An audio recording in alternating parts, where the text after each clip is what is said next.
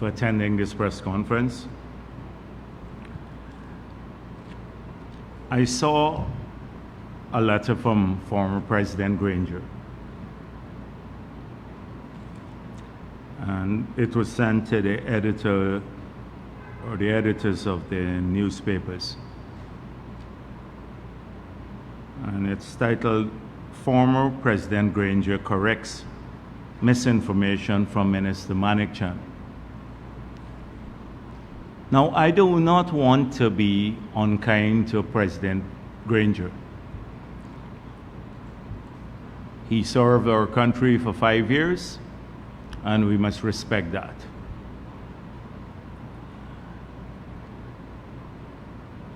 But clearly, from the tone of his letter and the content of the letter,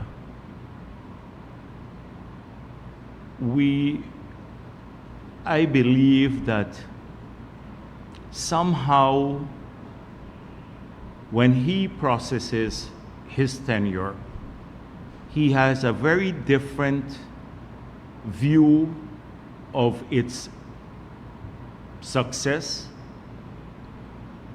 than when we process the measures that he implemented in the 5 years that he was president. And so clearly there may be a misunderstanding of how we process things. And I want to, in a respectful way, address this letter and also many of his policies that were put in place under the APNU AFC government. So President Granger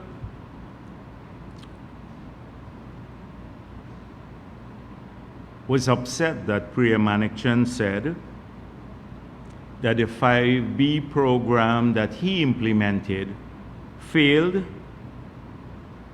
and that it robbed the children of Guyana the money that they were getting. So why did Priya Manikchand say this? And she's not the only person who have said this. I've said this several times on the campaign trail in 2020, and I've repeated this assertion.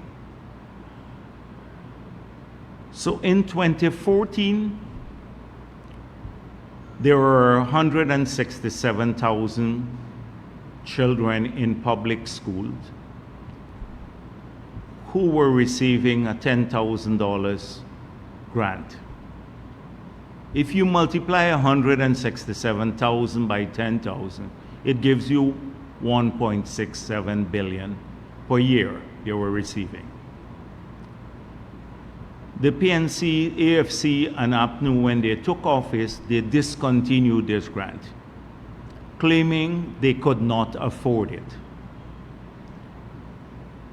So in 5 years, if you calculate 1.6 billion times 5, that's 8 billion that the children would have received had they not discontinued the grant, $8 billion.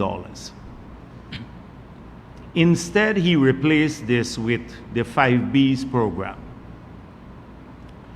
The 5Bs program, you had about 35 buses, reconditioned buses, donated to the government that he distributed some bicycles and a few buses, boats. And then in this letter seeks to justify that somehow this was a fair replacement of the grant that his government took away from the children. With $8 billion, imagine you could have bought over 1,000 buses. But he doesn't see it this way. And in his government, the reason that they used for taking this away from the children is they could not afford it. It was too costly. But in the same government, they were spending over $1.6 billion per year more on dietary in government, buying food in for the government. So clearly his government made a choice to spend the money on food for government officials rather than giving it to the children. So when Priya Manikchand says, you basically, I've even gone further, they stole it from the parents and the children. The money was spent, but it was spent elsewhere. And what did we promise? We promised to restore it and to increase it to $50,000. So if you take just the 50,000, leave out the 5,000 that we've increased, also the clothing allowance, because it was $2,500, I think we've doubled it. $2,000 and now it's $5,000. Take that aside. If you look at the 200,000 kids who are in public school and private schools now, and you multiply by 50,000, that's $10 billion per year they're getting under PPP government. That was reduced to zero under his government. It was $1.6 billion when we left office, and then his government took it away from the children, that's per year. And now, this year, it has gone back to $10 billion per year for the children and their parents. That's why they're going to get it. That's the difference. In a respectful way, I want him to consider that his government did not see the children's grant as a priority. And look at some of the things they spent money on in that period. They spent money on rentals increase by $1 billion. Vehicles maintenance maybe nearly by $1.5 billion. I can go down the long list of where money was spent because the budget grew massively. They collected $94 billion more per year in taxes by increasing taxes, but it didn't go to the children. They claim they couldn't afford that.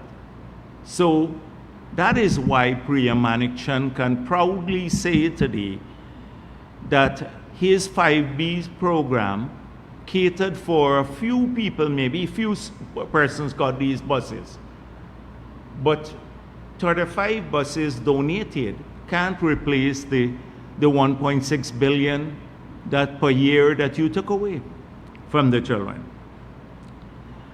So I hope that he now in his quiet moments would reflect upon this and would understand why people were so aggrieved by this policy. And then he would, if he were to do this fairly, then he would see how committed we are to the children. Because now their parents would get $10 billion per year. The second thing is he would recall that he promised on the campaign trail in 2015 to engage young people and to have many jobs created. What happened in reality? Young people were excluded from his government, and they were also, when it came to jobs, he said in a public statement that's famous now, he said that's not the government's responsibility. You can do pepper sauce, I think it was, or something like that, or plantain chips. You recall that video of him saying this.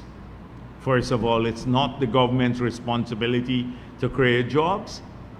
Moving from the campaign where he boldly asserted that my government will find jobs for young people, to no responsibility for creating jobs.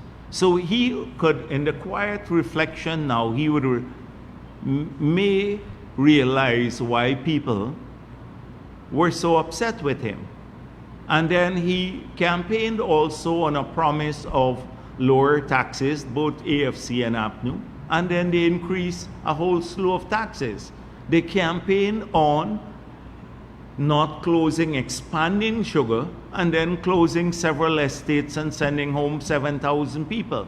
He campaigned among the miners vigorously that he will assist them in numerous areas, and then increased a whole slew of taxes on the miners.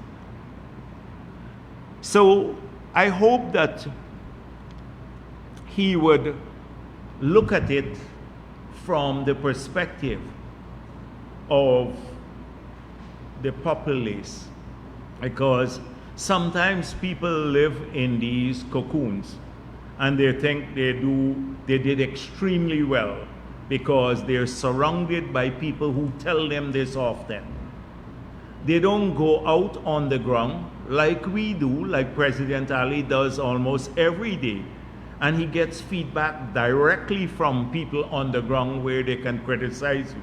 Like we go to community meetings and we get this all the time. You get an unfiltered feedback.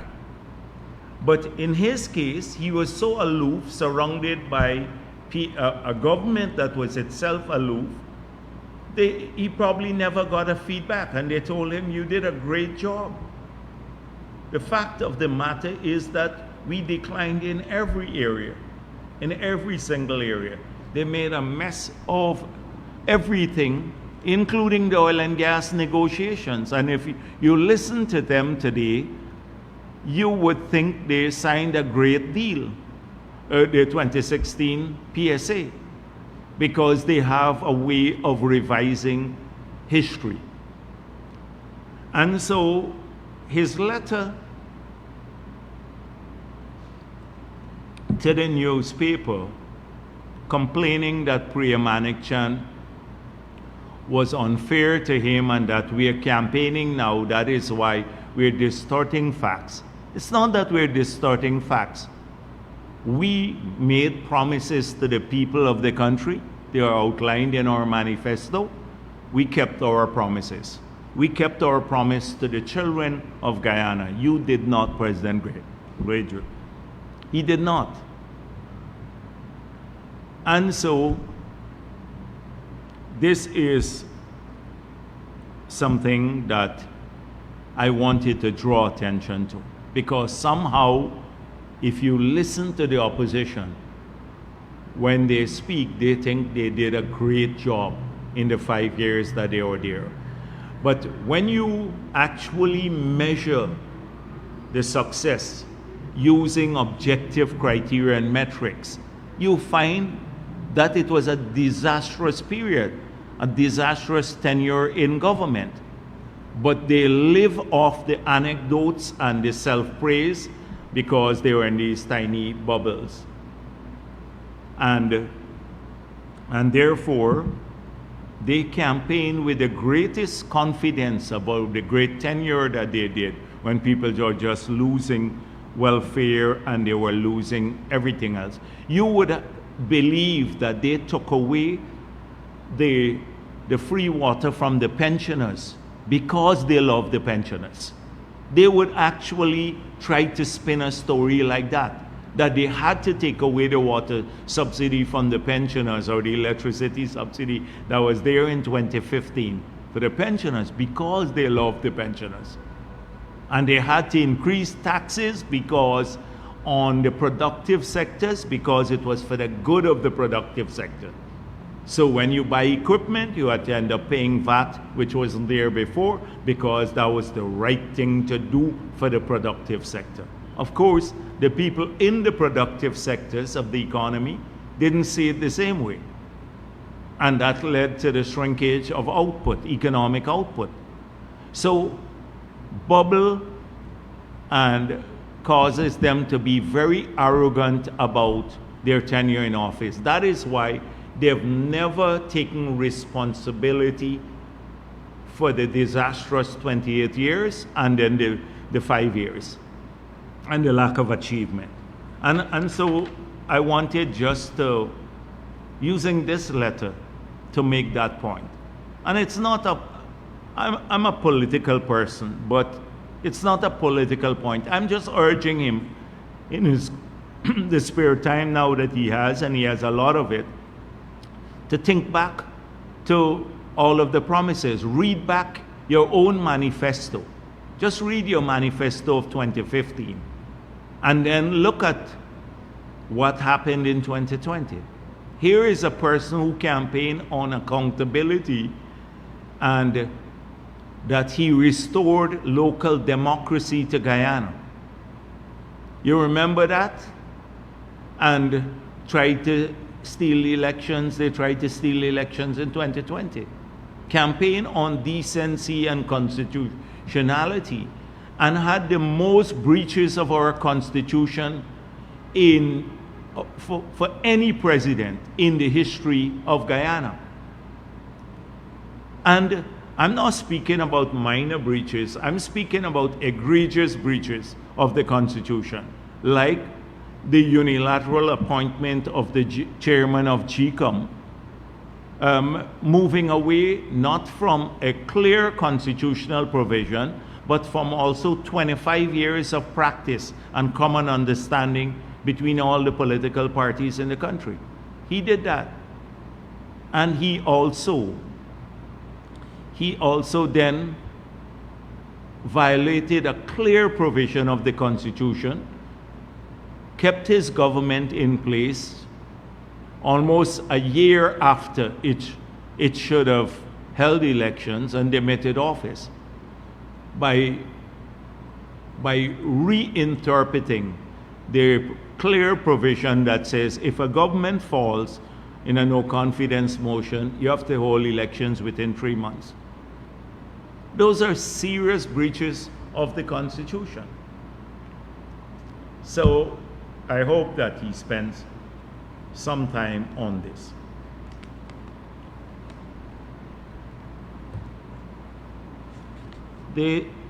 This week I also want to address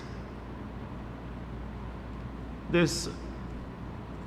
I see it's a letter, I think in Starbuck News or maybe something, from Anand Gulsarand. Now, you know I've been very critical of Anand Gulsarand for his complicity with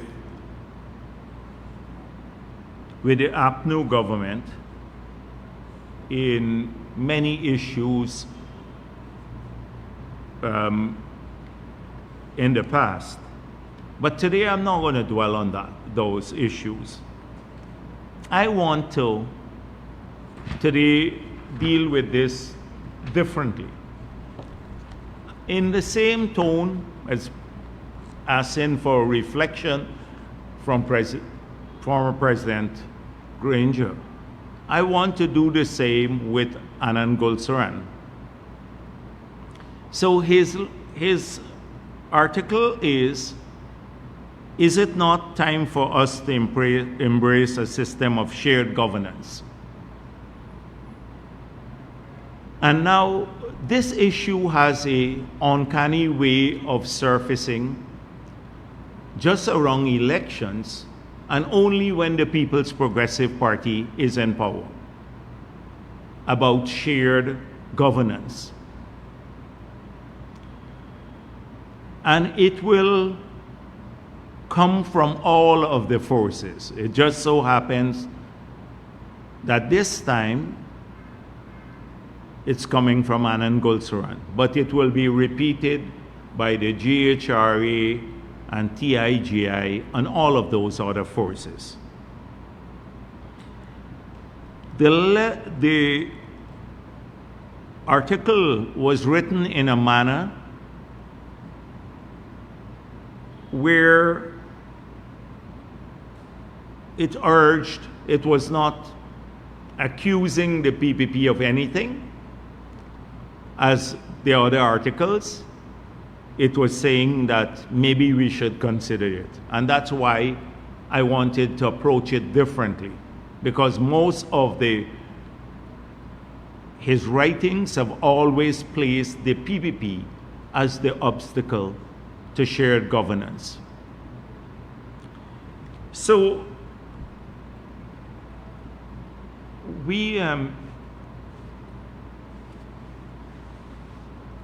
the winner takes all arrangement. So he says, historically,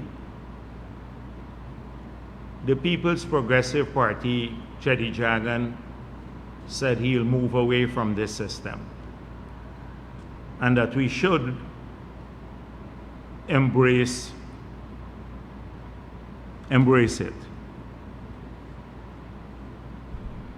But what has prevented us from embracing a system of shared governance? What has been our experience at attempting to do this?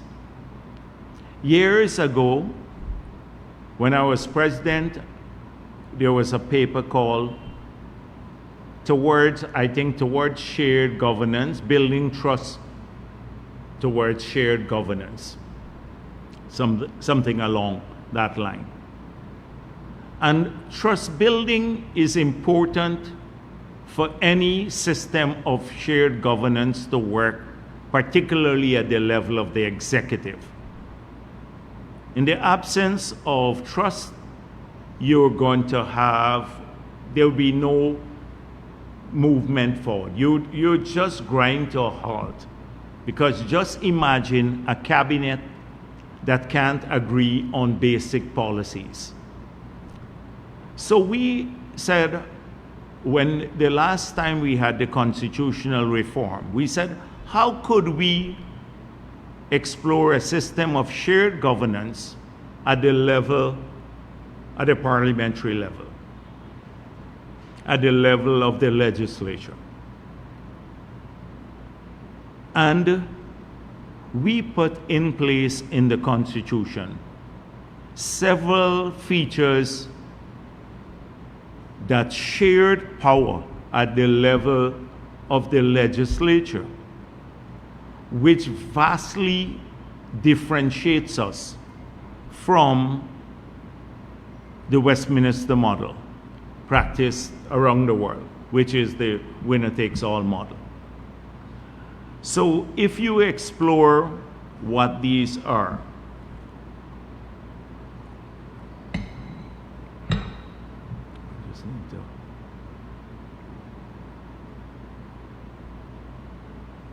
I'm just waiting for something to come through.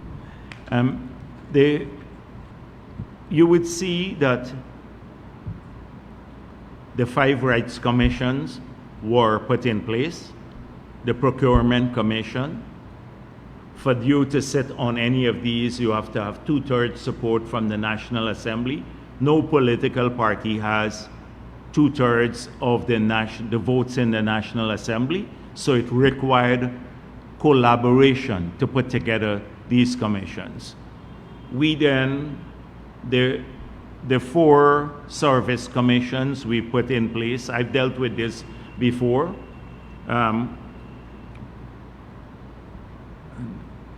Can I just take this one call?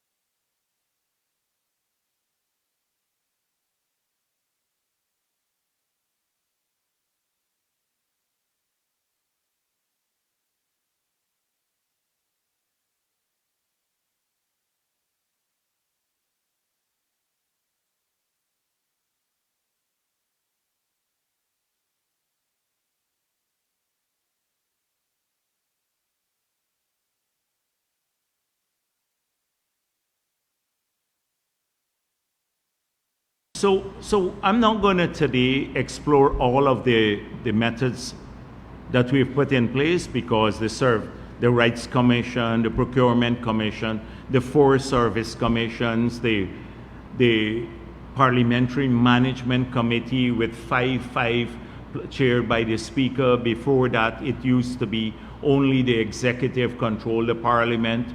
The reduction of the powers of the President, the position where with the appointment of the Chancellor and the Chief Justice, you have to have agreement between the opposition and the government. All of these were major attempts to shared power at the level of the Parliament.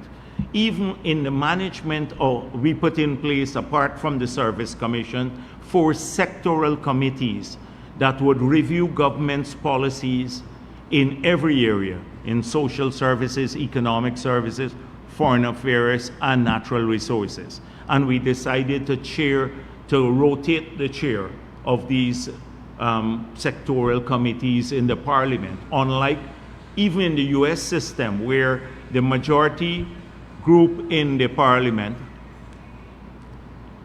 the majority group, is that internal?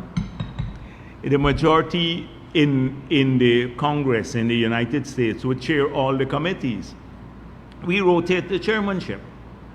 Nobody speaks of this.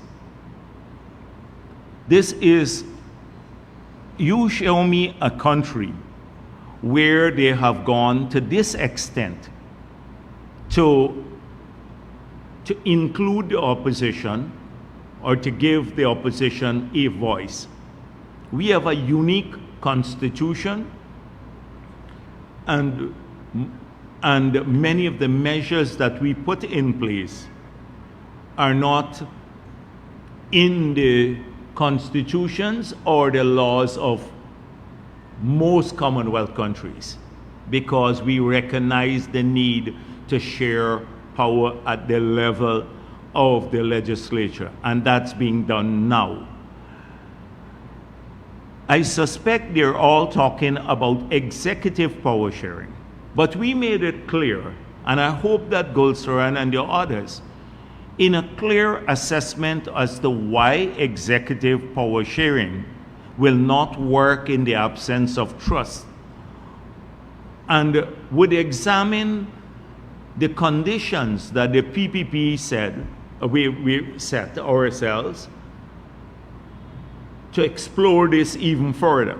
We said, first of all, that the PNC and AFC must move away from this misguided philosophy that they can bully the PPP into some form of executive power sharing. They have tried that historically using violence.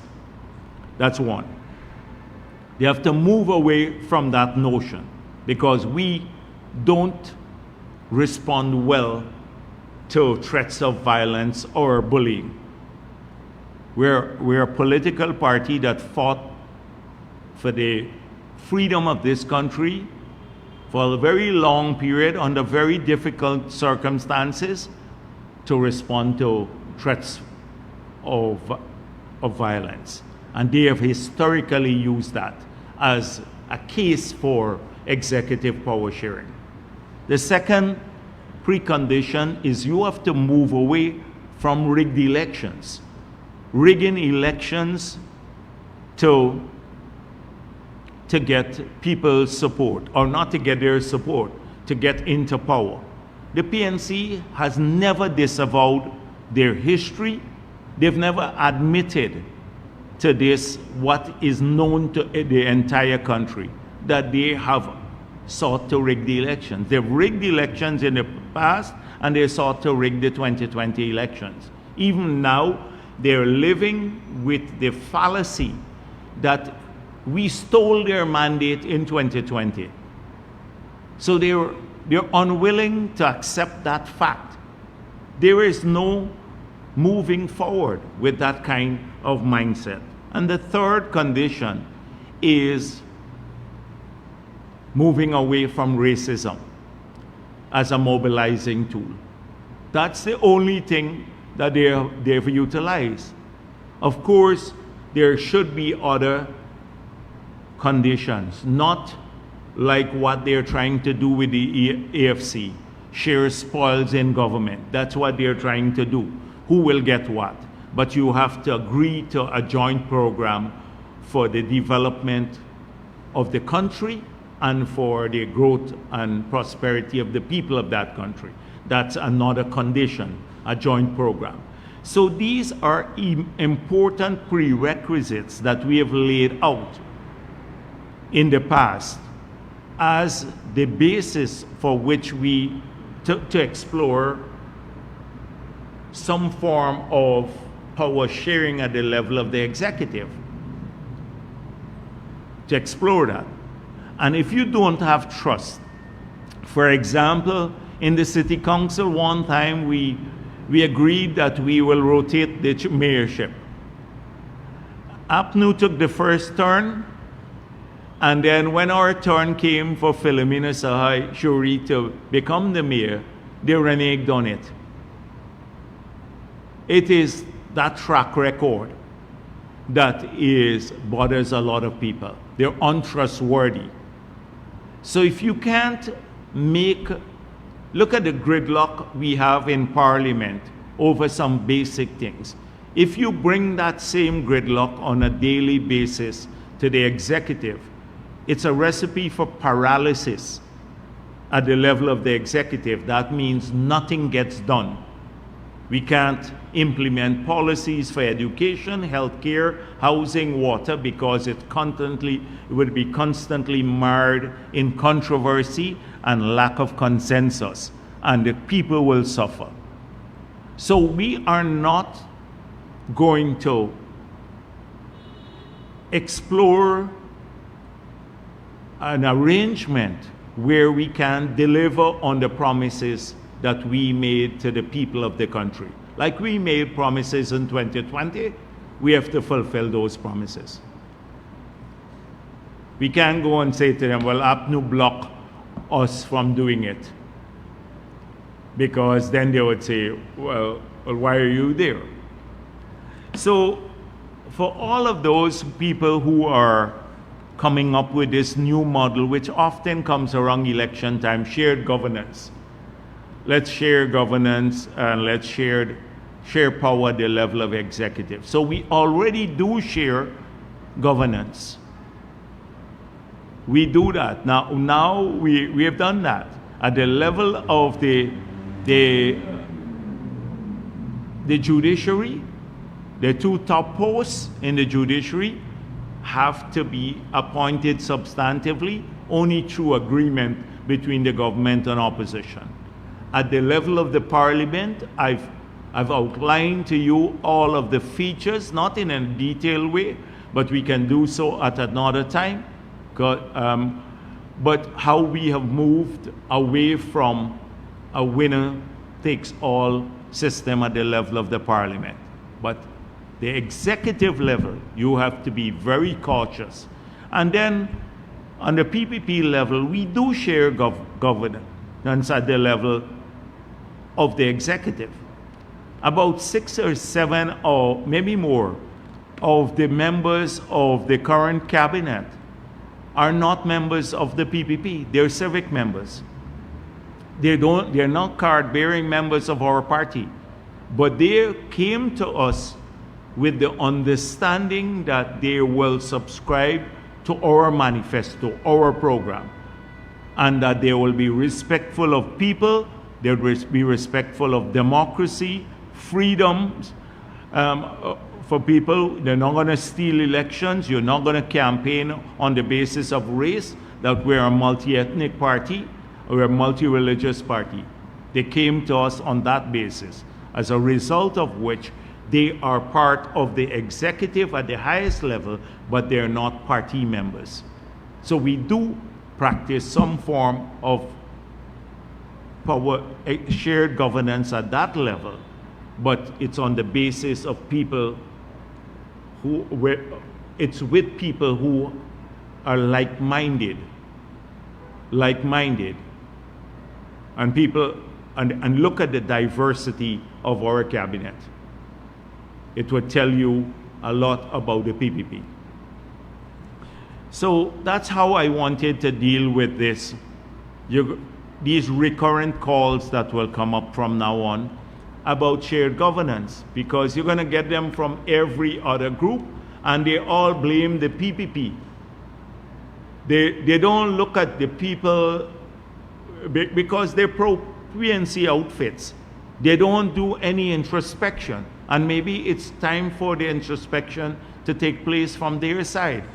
Why would anyone want to share power with executive power with a political party that is racist in its outlook, or that pushes violence, or steals elections? Who would want to be tainted with sharing power with that political party? So again, a call for introspection. Maybe we can use Gulsaran's letter to address that matter. So Mr. Norton had a press conference last week.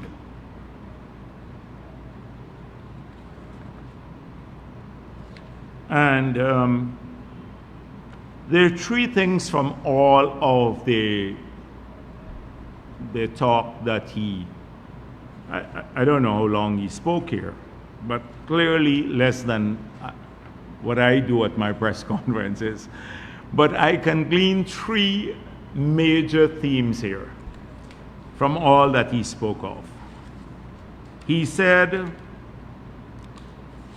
that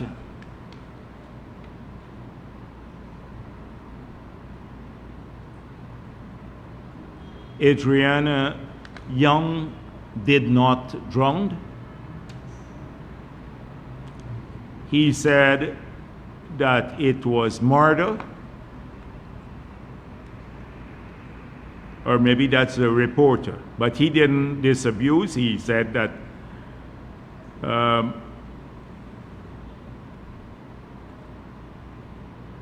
I'm just going through this transcript here. He basically went along with the question of the reporter that it somehow was a murder. She did not drown. It's a murder, and there is a cover-up here.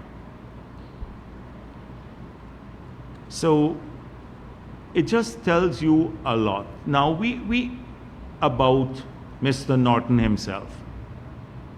These are the people who call for fact-based approaches to issues. We have had 3 international pathologists who came, one brought by the family, who concluded that after doing a forensic autopsy, concluded that the child died by drowning. They did not say the circumstances under which he drowned, but they concluded that the child died by drowning. These are people collectively who have had 50 years of experience and done thousands of cases, autopsy. Now, Norton, he knows more than the 3 pathologists. He concluded it's not drowning. He did his own autopsy, and he concluded that the child did not die by drowning, contrary to the report from the 3 pathologists, including a pathologist brought by the family themselves. So clearly, they want this issue to drag on. It's in to the benefit of the AFC, the PNC, APNU, and the other groups to have this matter drag on forever. It suits their political purpose. They have no sympathy for this child. They don't care too much about the child. Had it not been us approaching election season, they would not have cared at all. So clearly, we have to investigate the circumstances under which this child died. Those investigations are ongoing now, whether it is by natural cause or negligence. when she was in the pool, because there were lots of people there. And did she die in a manner where there was negligence, or was it foul play? We clearly have to conclude the investigation, and that's ongoing. They are not interested, they were never interested in the autopsy or the results of the autopsy, and they're not interested in the results of the investigation. They want a conclusion preconceived. Norton has already said it. Forget it. This child did not drown. And I suspect if 1,000 pathologists say that, including their own pathologists, because they brought in their pathologists, they're not going to be satisfied with this because it doesn't suit a political objective. So why do they need to prolong this issue? Because prior to this child dying tragically, and even now, nobody has been paying any attention to the PNC and AFC, APNU and AFC, because they don't have any achievements and they don't have anything to campaign on. People are not paying attention to them, were never paying attention, and will not pay attention to them because they have no issue to talk about that makes sense to the people of this country. They can't talk about fixing, building, getting a house lot for everyone, or helping them to build their homes because their track record is dismal. They can't talk about the children grant because they took it away. They can't talk about the old age pension that they promised to double in 100 years because we now double it in the 5 years we kept our promises. They can't talk about infrastructure at all because they did practically nothing. What are they going to talk about except this issue? And so this is not about justice anymore. So look at they did a flyer here. APNU invites you to join us. No, justice for Adriana Young. This is prostitution by APNU. They can't mobilize people on the issues as a political party. So then the APNU invites you to join us to reclaim our stolen mandate. The stolen mandate that we stole the elections in 2020, so they're reclaiming their stolen mandate and demand justice. This is how they're mobilizing people now to perpetrate their lies, using this child as a pawn with no sympathy. So this is you're never going to have a conclusion that will satisfy APNU AFC because they want to drag this out politically. Nobody will pay attention to them for anything else because they really can't. They demonstrated, apart from the racism, which is a dying breed, that they have no answers for the people of the country.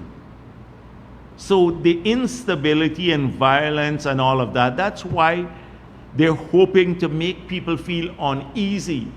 So in the fear, they go back to camps. And they're hoping to repolarize the country because the racism that they were utilizing all the time was becoming less potent.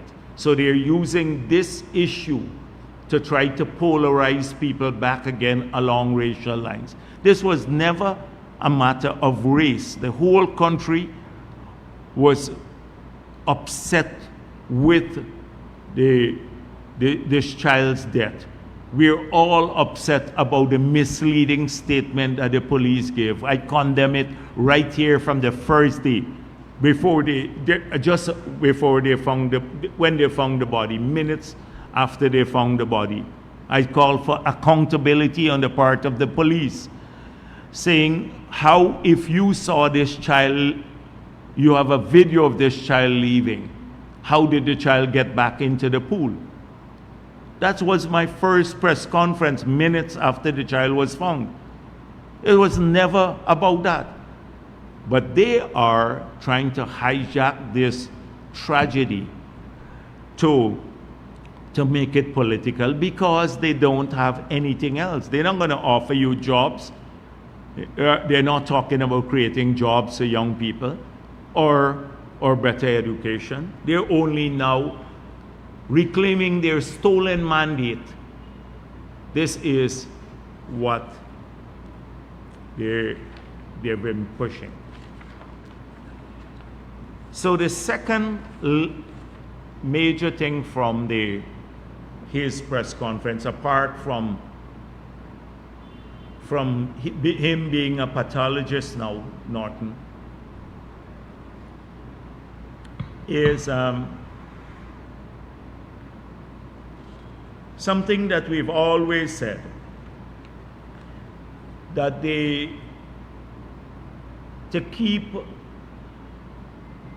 could be a link, and there is a link between the PNC, AFC, and the Mohammeds. So when asked several times by, I think it was Dennis Chabrol,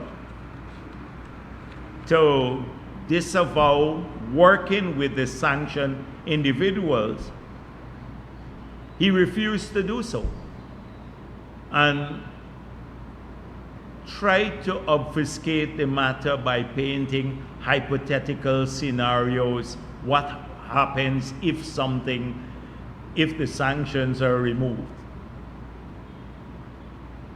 So we have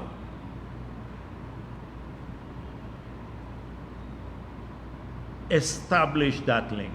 It's clear. They are working together.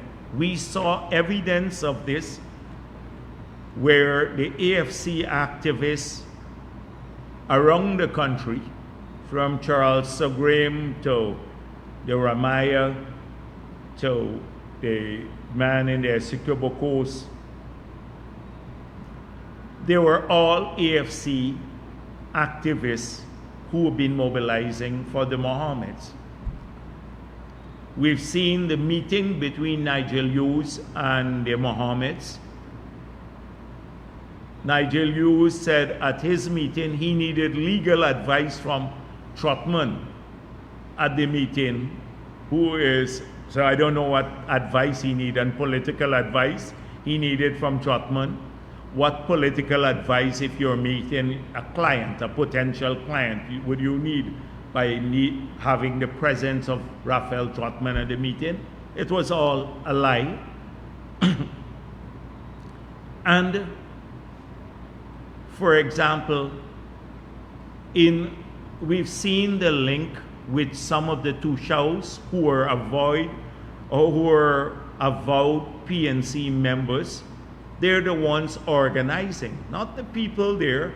The people in these communities don't care too much for the Mohammeds. They don't even know who they are. So they're mobilizing on the ground for the Mohammeds. There is a link. And so it's quite clear. Norton let the cat out the bag. He said, no, I'm not going to say no, never. But they're already working together. So this is a revelation. I must commend the reporter who pressed him. So because this is very, very important. You're going to see denials on their part again. But I think the people of this country are smart enough to know a donkey when you see it. You can't fool us because we've all seen donkeys. Maybe some people have not. If you live maybe in an urban area, I don't think everybody has seen a donkey. But we know a donkey when we see it. And this connection and the backroom deals and all of that, it's been going on. So then he said, the third thing, they will win the elections. with AFC or without AFC. And you know my view on that. He needs serious medical attention if he actually believes that. But apart from that, he called me a yard fowl. I was a yard fowl and all of that stuff like that. Norton is the sophisticated poultry. I'm the yard fowl. He is sophisticated poultry, yeah. And very intellectual, these AI kind of things here, in an AI way. I saw he is clueless about ring fencing. Somebody needs to tell this man, explain what ring fencing is. Even Kite Show News had to lecture him on ring fencing, which is a stretch. He didn't know he didn't understand the concept. And this is our sophisticated poultry that we're dealing with, who is the opposition leader. So I just thought I'd deal with his press conference, and then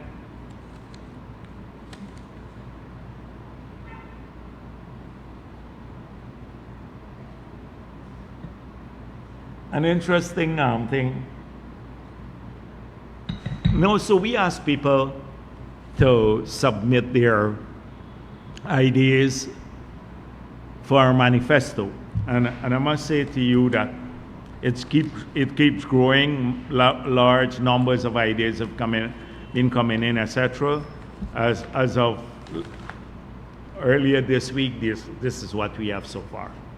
All of these came from different people.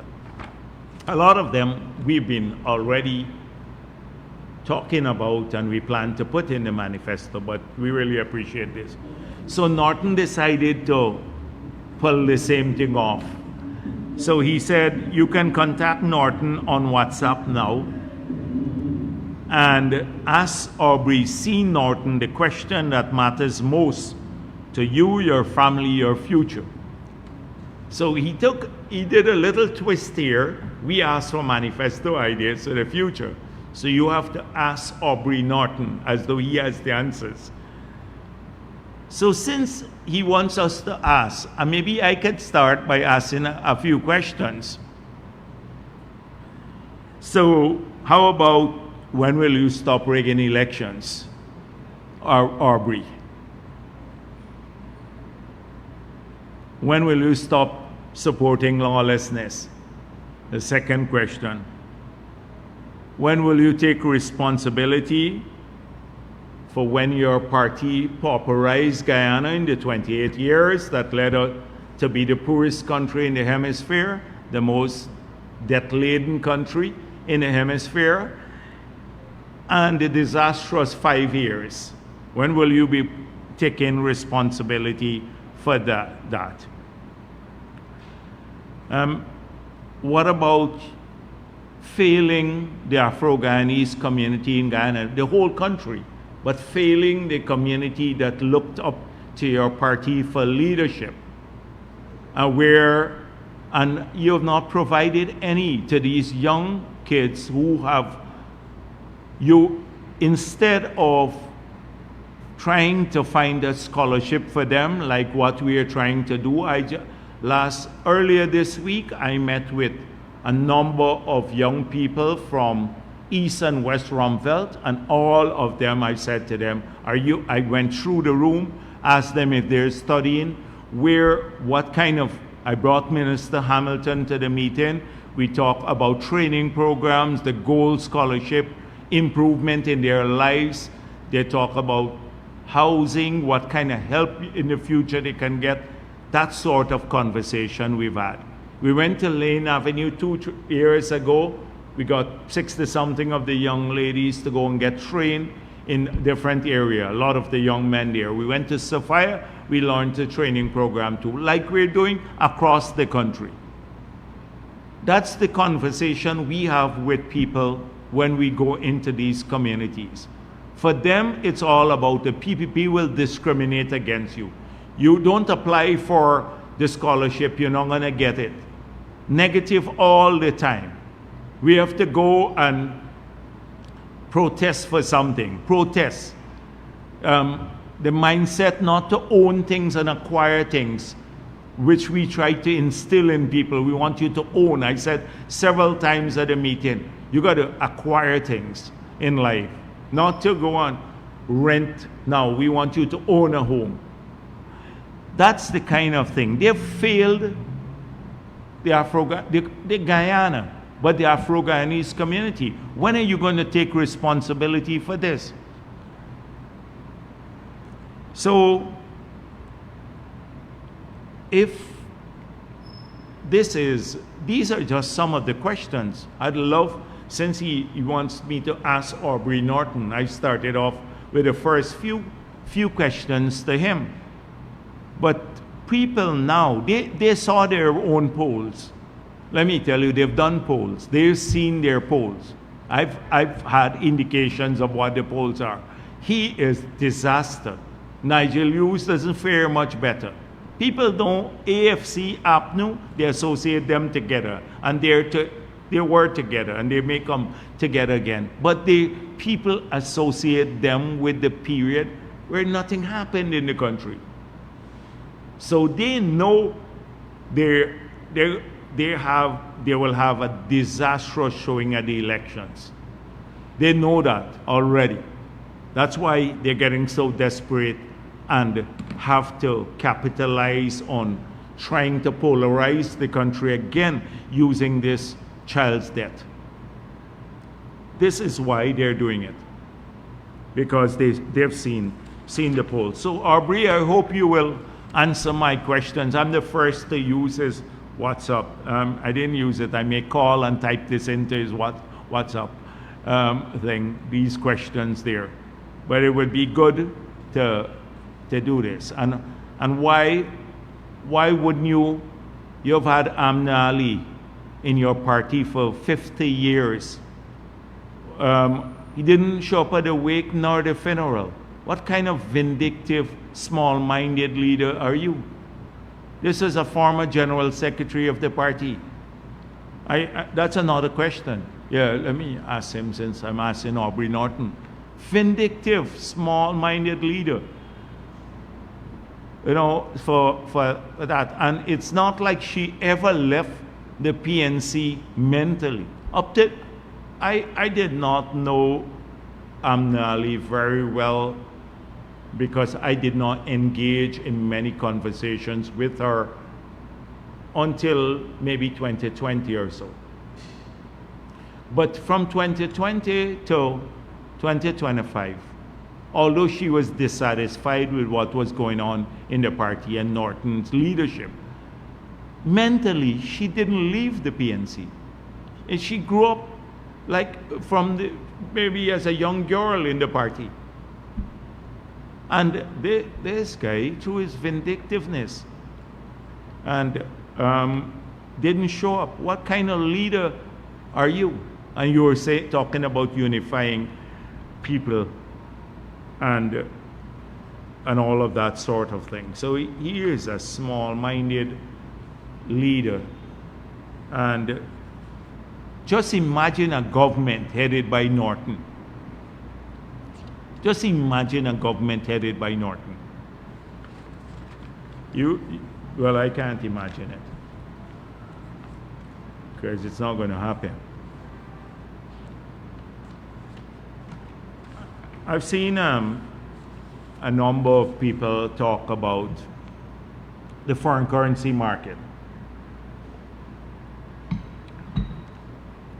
And the sanctioned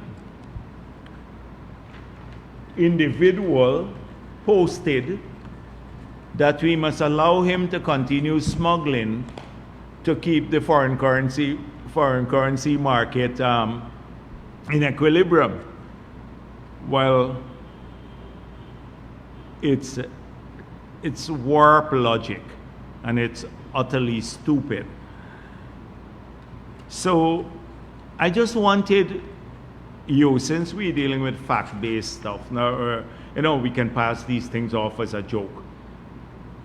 But a foreign currency market and its management is not a joke for the country. And I want to give you some figures that would show you how our foreign currency market has changed in complexity and in depth. So first of all, in 2020, total imports into Guyana was $2.2 billion. In 2025, it's projected to be $9 billion US. That's the growth of import. Our exports are now that includes oil, $19 billion. So clearly, our exports, we have a trade surplus, about $10 billion of surplus. But our imports have grown phenomenally. Now, there are three types of goods: consumer goods, intermediate goods, and capital goods. Those are the main components of your imports. On consumer goods in 2020, we were importing 496 million. Now it's $1.1 billion. So consumer goods, this is stuff that people buy and stuff like that, has grown by over 100%. Intermediate goods was $1 billion, and now it's $3.1 billion. Now, intermediate goods is good for a country when you have a great or higher levels of import of intermediate goods, because it means that you process that into final output. It speaks a lot about the level of economic activities in the country.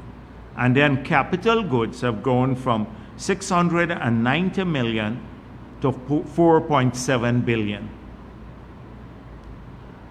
So clearly you have seen that the foreign currency to support imports now, if you take all of it, but just look at maybe consumer goods, take out intermediate and capital goods. Consumer goods alone has increased by $600 million US, just for consumer goods over the past 5 years.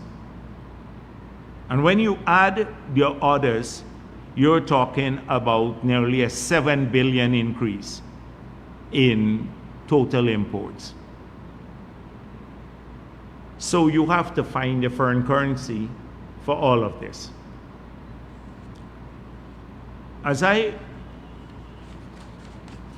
made it clear that the central bank has the capacity to intervene in the market when necessary. But the market has not only changed in depth and complexity, there are some new features of the market. For example, historically, capital goods, very little capital goods were financed from our foreign currency market. It used to be mainly consumer goods and intermediate goods. But our capital imports have grown from 600 and something million dollars now to over $4 billion. So it means we're financing a lot of capital expansion in Guyana. So whilst it may put some pressure on the foreign currency now, but it will in the future on the BOP, remember when you borrow from abroad or you have FDI financing your capital investments, you have to repay that either through dividends or through repayment of the loans. So in the short term, it puts pressure on your BOP. and obviously your exchange rate, but in the long term, it could be good, or it's better in the long term. So that's one feature now that has seen an increase in demand. Number two is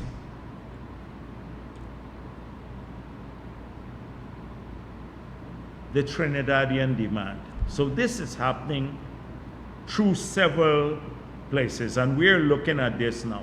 You know, in Trinidad, it's practically impossible to get foreign currency in that market. People don't write about that, but in the Trinidad, businessmen have to wait for ages, 6 months, 8 months, etc. They cannot get foreign currency in that market. You should examine what's going on. So we have, over the last few years, we have witnessed a phenomenon here where we believe that some of the invoices submitted by companies are inflated because they're local companies, but inflated invoices, so that when the payment goes to their suppliers, it's for goods that would go into Trinidad and Tobago. Secondly, some of the cambios and banks, to a lesser extent the banks, are now selling the currency to Trinidadians who come here, foreign currency, to them, because they come here to get the foreign currency. And then thirdly, you have some local companies now that are capitalizing on the arbitrage. So they buy from the banks and the cambios at maybe 216 or so, and they're selling to the Trinidadians at 220, 224. They're making money now on the side. So we have a big additional demand now, apart from the growth generally of the economy and the increase in consumer goods, intermediate goods, capital goods import to $9 billion now. We also have this new demand. So when it takes 2 weeks to get foreign currency here, you check what happens in another country, just neighboring. You will see what is really going on. But we have enough resources to intervene in the market. I've dealt with this in the past, to ensure that the domestic demand, even in the enhanced domestic demand, which is for legitimate purposes, will be satisfied. So we don't need one man said, because he's sanctioned, you have foreign currency shortages. So what could happen here is that maybe there are still illegal purchases of gold and it's stashed somewhere, and therefore it's not being sold and the foreign currency is not coming back. That could be what they mean by that. I don't want to speculate, but for someone to make an asinine statement like that, it's unbelievable that they're even seriously thinking about contesting an election and really arguing that the US sanctions against him is the cause of the foreign currency shortages here. It's ridiculous. I took time to address the matter so that you can understand the nature of the market now. It's a $9 billion import market now versus a $2 billion import market 5 years ago. And it is only because of the careful stewardship that we've been able to ride this out, smoothen the market.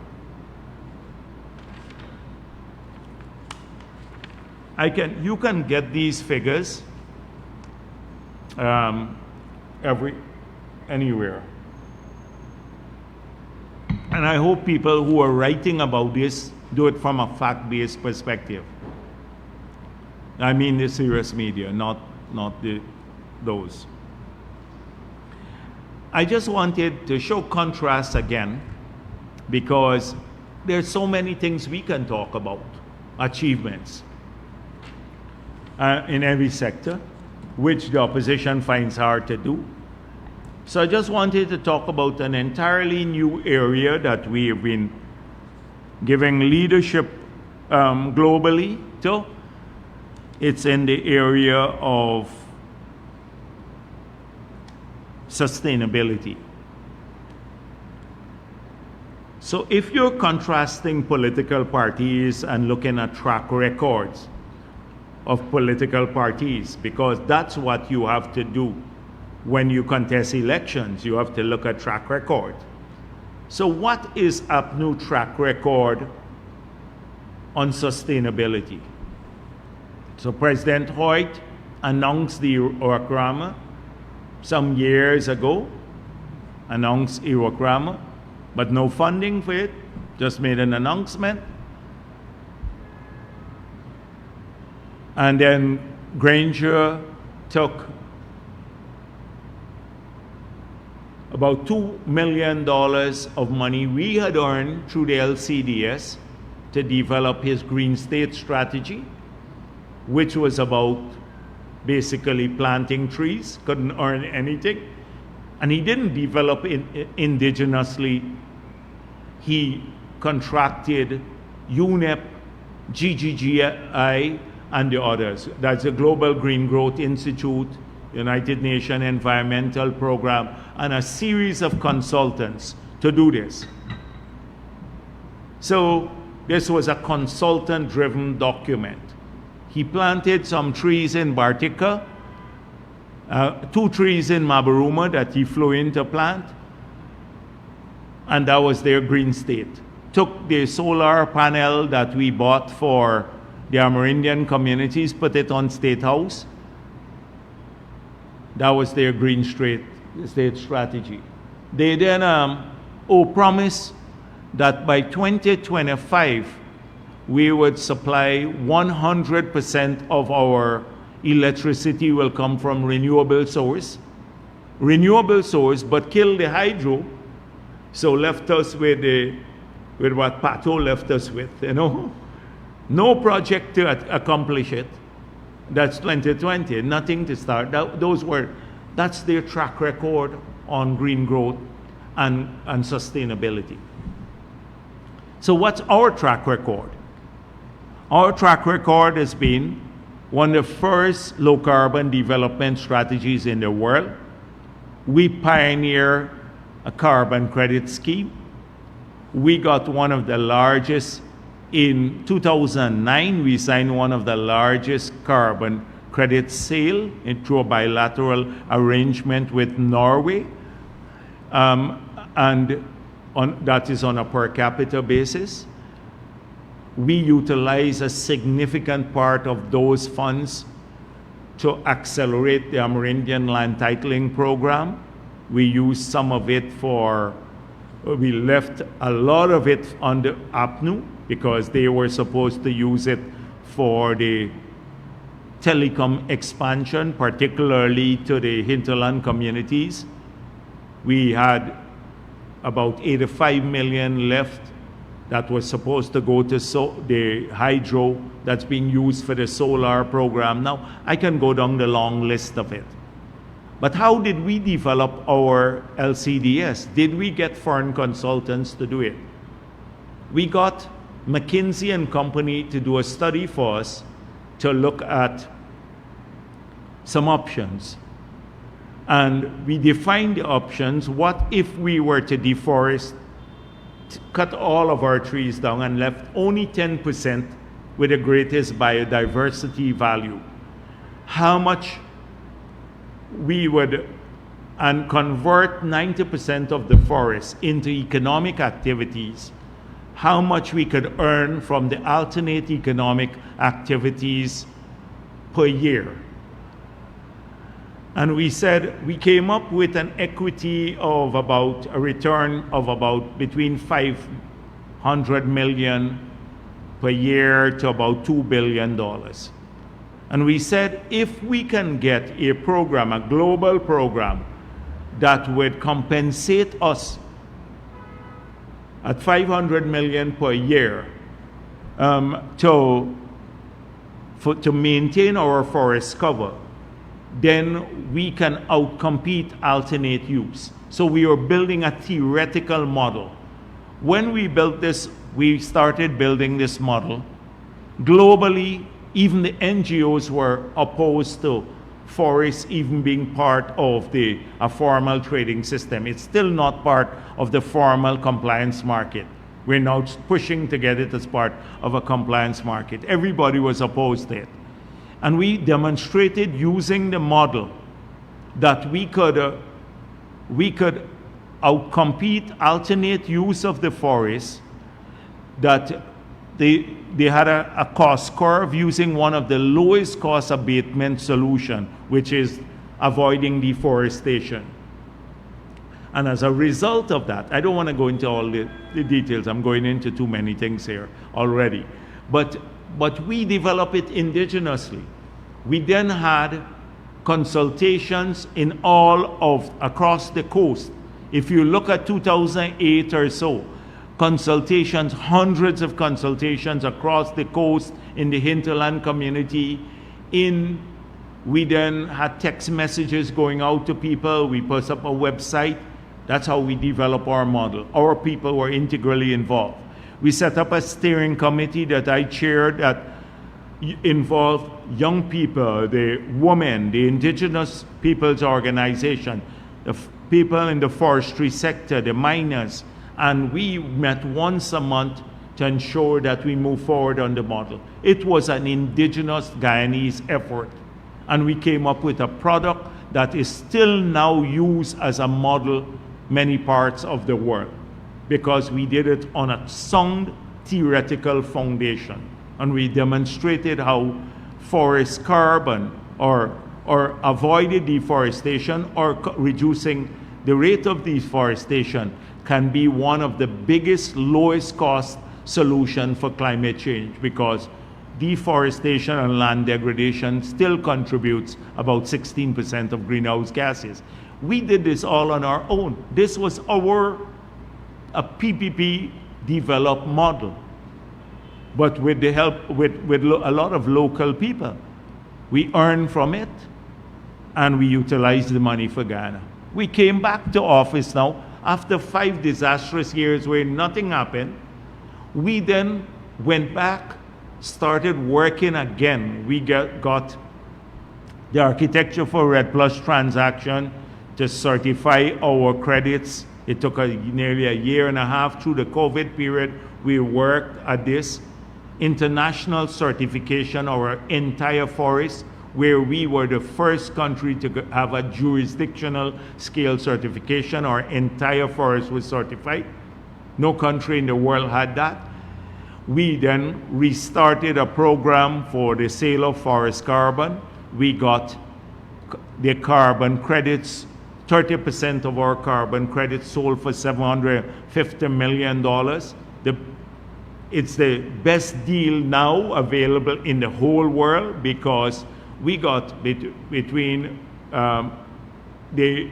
got up to $20 per ton of carbon for forest carbon, when in the market now it's probably $2.50 some markets.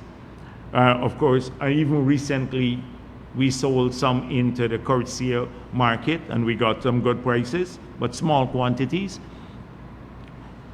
That we even went back to 2015, and we got what is considered a vintage credit from 2015 to 2020. We sold some of that too. So we had to pick up back from the lost years of the APNU, their inept years. That money now is, the Amerindian community's got $9.6 billion in the first 2 years of it, their 15% share, and the rest is going to transform our country, to keep it climate-proof, our country, right across Guyana. Pumps, 40 pumps, 62 new cokers, 19 pumping stations with 39 fixed pumps, several Hope-like canals that would open up about 85,000 acres of land and safeguard those villages and coast. All of that is being funded from this. APNO has nothing. This is all because of an initiative of the PPP government. We've expanded the LCDS. So we have earned significant sums of money. That's our track record here. Now, beyond that, we've been giving leadership because of this model. You know, at COP26 in Glasgow, there was this, the FCLP. It's called the Forest and Climate Leadership Leaders Partnership. Forest and Climate Leaders Partnership was established.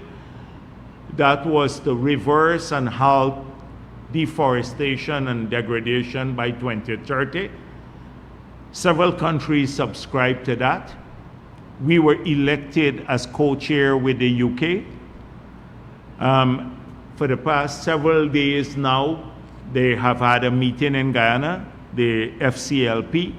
They're examining our track record on this matter, how we did it using a market-based mechanism. So this is, again, we're giving global leadership. We're co-chairing this group that was established at COP26 in Glasgow, and the objective is to halt and reverse deforestation by 2030.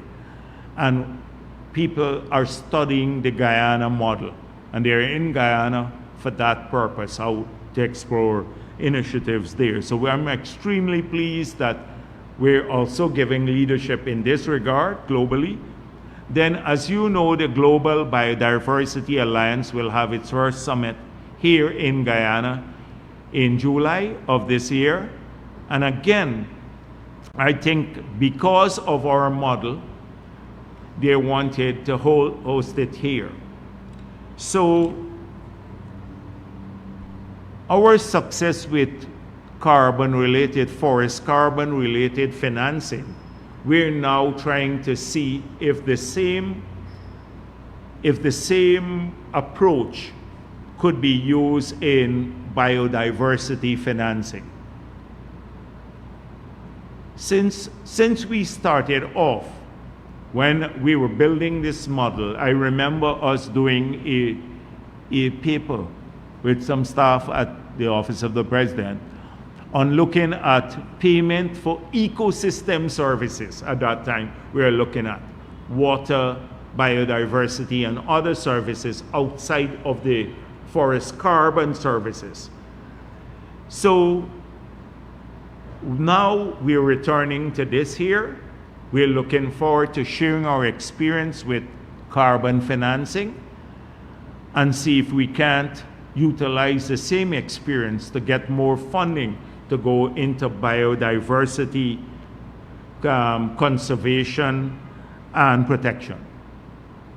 So that will be one of the objectives of the conference, the summit here in Guyana. Secondly is how we can extend advocacy for the protection and conservation of biodiversity. You know, there is a formula, 30% by 2030, to see how we can get more buy-in around that formula.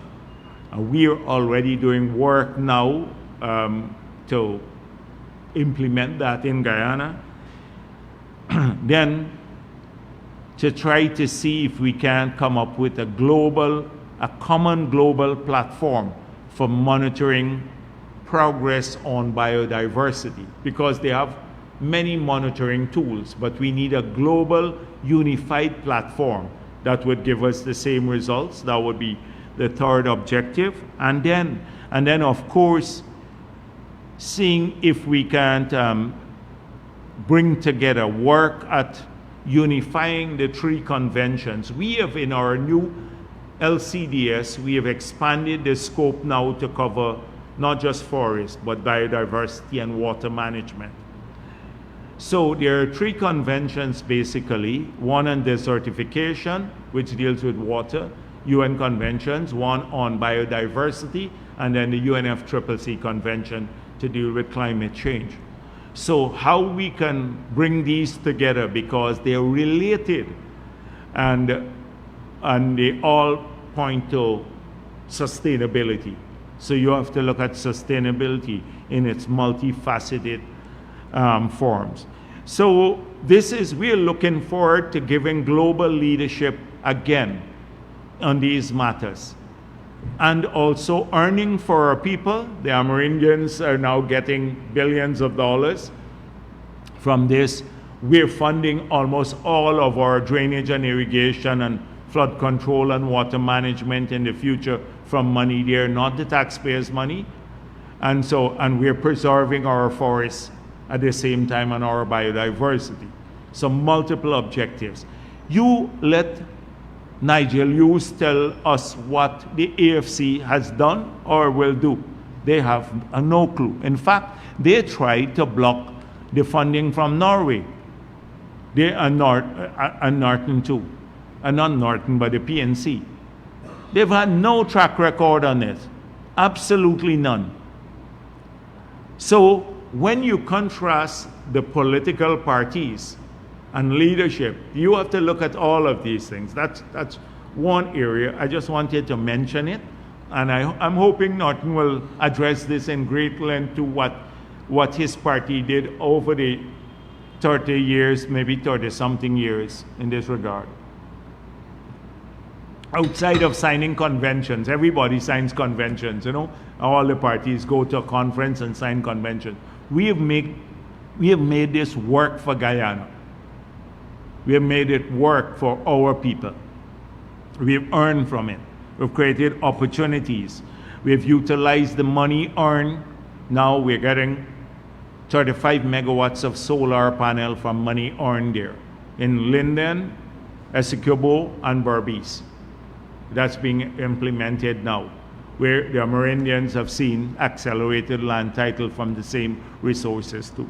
It's 1,800 projects that they would get now. And speaking of Amerindian development, I would like on Monday the NTC starts, National Tushao Council, and I'm looking forward to this again, because we will be able to contrast again as political parties our approaches to the development of Amerindian communities and compare track records.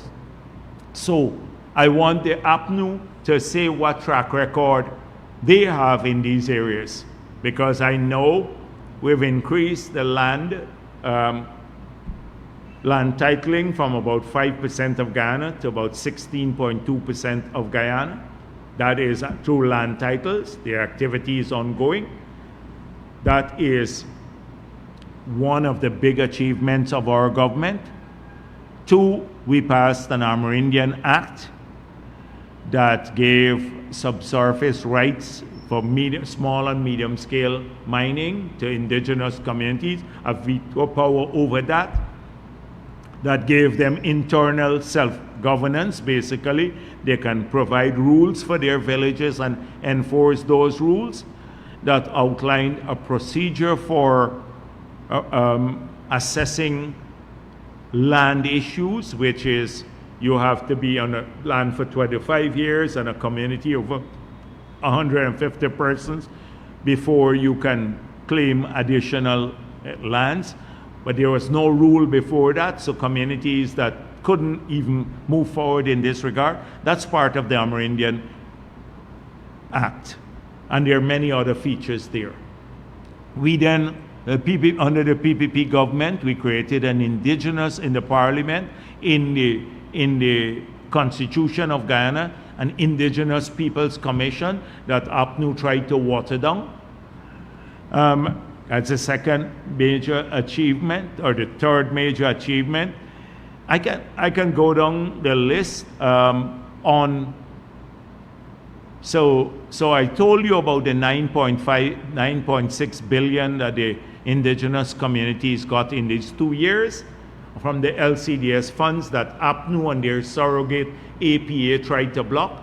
This year again, their communities are going to get over $4 billion from this year's allocation. So when they come out here, they will be getting over $4 billion again.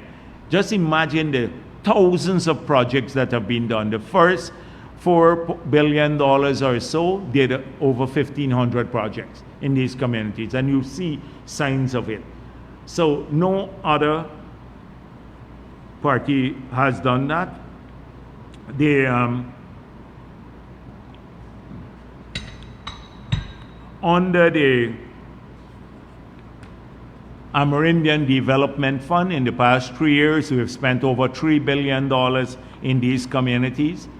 We have rehired the 1,972 CSOs that APNU fired, and it is now over nearly 3,000 CSOs. When you add the part-time workers in these communities now, you have nearly 5,000 people who are now working when 2020 who now have a job or a stipend. Not a full-time job, but a stipend they earn from that. So they were not getting that. 5,000, I want to hear their response to that, what APA would say about that too. I can go down the long list of things, the secondary schools that are being built. You go to Hosororo or Quebana or Karasabay and look at the size of these schools. I don't want to list all of them. You'd see the major one. Billions of dollars in these areas. If you go and look at the road network in Region 1 from we're extending the road in Moruca Subdistrict, and it would go all the way to Quebana from Mabaruma, and the whole settlement now we are doing all the roads going all the way to Hosororo. In the Matakai Subdistricts, all the interconnected roads being done. In Letium Trail, all the bridges are being done now. In the villages, we have 8 villages now where we're doing paved roads in the villages, 4 being completed, 4 others have started recently. And this just mirrors what's going on here. We have had 30,000 since we got into office. 30,000 people got a free solar panel with the unit, and we just brought in another 8,000 because for the riverine areas, not just Amerindian, but riverine areas will get these too. I can go down a tractor and trailer for each community that didn't have it when we got into office.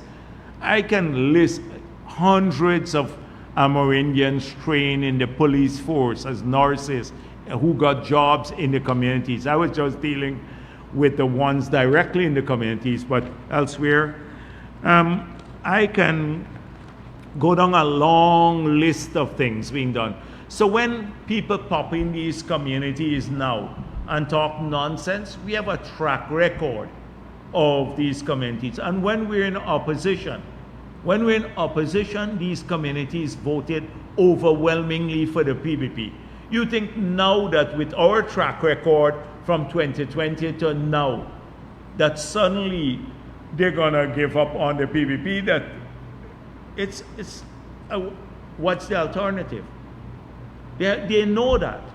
So all of those who are engaged in wishful thinking that somehow, they're making a breakthrough in the Amerindian areas, etc. You have a lot of people who are collecting some money now, or the PPP haters. In every one of these places, you have a couple of APNU PPP haters. In every community, we're not going to get 100%. I wish we could get that, but we're not going to get 100%.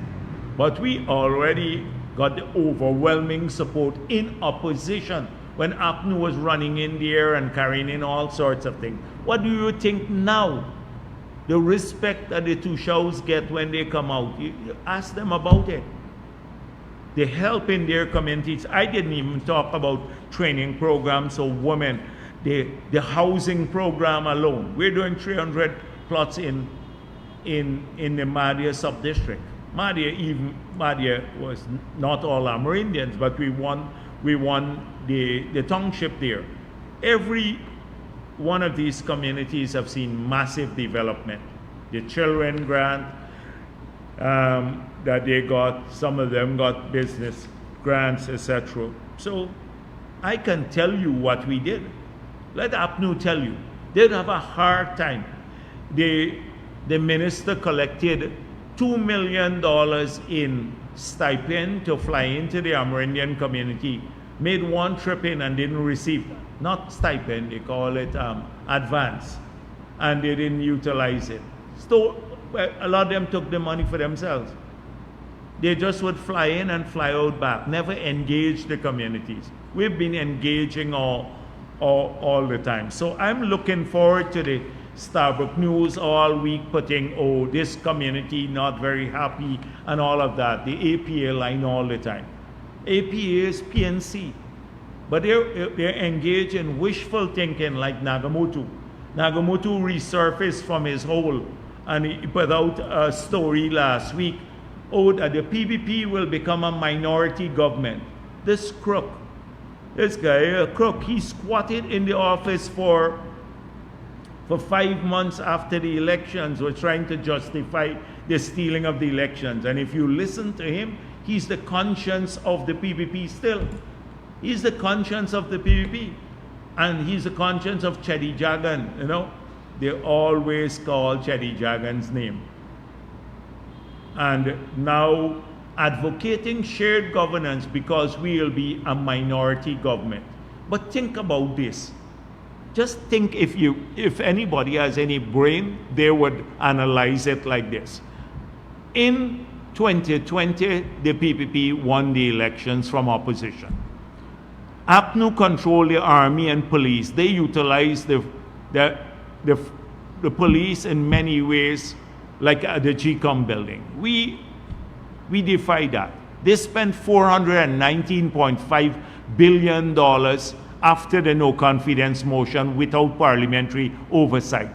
Control all of the media, the government media. We defy that. They tried to rig the elections. We defy that. They went to court. They did all sorts of things. They even tried to instigate protests. They used government funding to buy all of their material and sub-election material. They lost the elections. Since 2020, take PNC. Has PNC grown stronger or weaker? Nobody wants to hear about the APNU anymore under Norton. They've weakened considerably. The AFC, practically nobody pays attention to them. These are our biggest foes. Or, well, opponents. Let me don't say foes. On the other hand, the PPP has demonstrated growth. You see it in the multi-ethnic nature of our party. You see it in the local government election results. These are verifiable, measurable metrics that you can go to and say, yes, I've seen it. Not anecdote and gaffe by a couple of the TIGI and Nagamootoo, the old fossils, and the GHRA and the GPA, the Press Association. They're all pro-PNC units. You're going to believe them? What are their metrics to say they're using to say that the PPP will be a minority government? It's nonsense. So if you analyze things properly, then you would realize that it's wishful they're thinking on their part.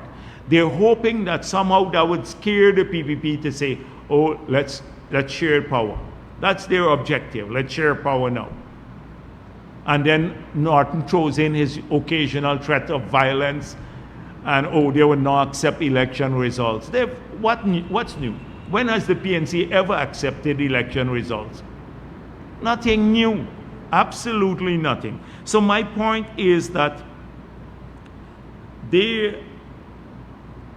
we have to keep using these metrics. Let me move on to the GPA. I don't understand. They talk about media blackout, that we don't share enough. Again, Kaichor News likes to push that line, expanding the media and information blackout. Now, clearly, somebody is now analyzing again, because you have to analyze things. What's good in life is side-by-side comparisons. And any person who doesn't subscribe to this thinking, this collective thinking, often you're never going to convince the crazy ones out there. You have like some people who are crazy and they would believe anything. Like you know, they were spreading rumors Irfan Ali and Jagdeo sacrificed Adriana Young. They were spreading that rumor, and some crazy people, but they go from all of the crazy sites to the others, pushing that line. Pure, ungodly kind of propaganda. But they don't care. If anybody works with Obia, it's the PNC. They're the Obia party. They're done with us. Why do we need? We work for people's votes. We work for people's votes. That's why we would win. We don't need that. But if people had done side-by-side comparisons, the middle ground, even the undecided, when you look at elections and people who are looking to their own future, I just ask that you do it on Amerindian development, you do it on external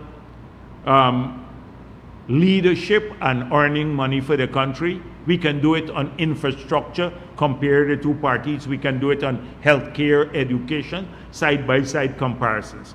But this expanding media and information blackout.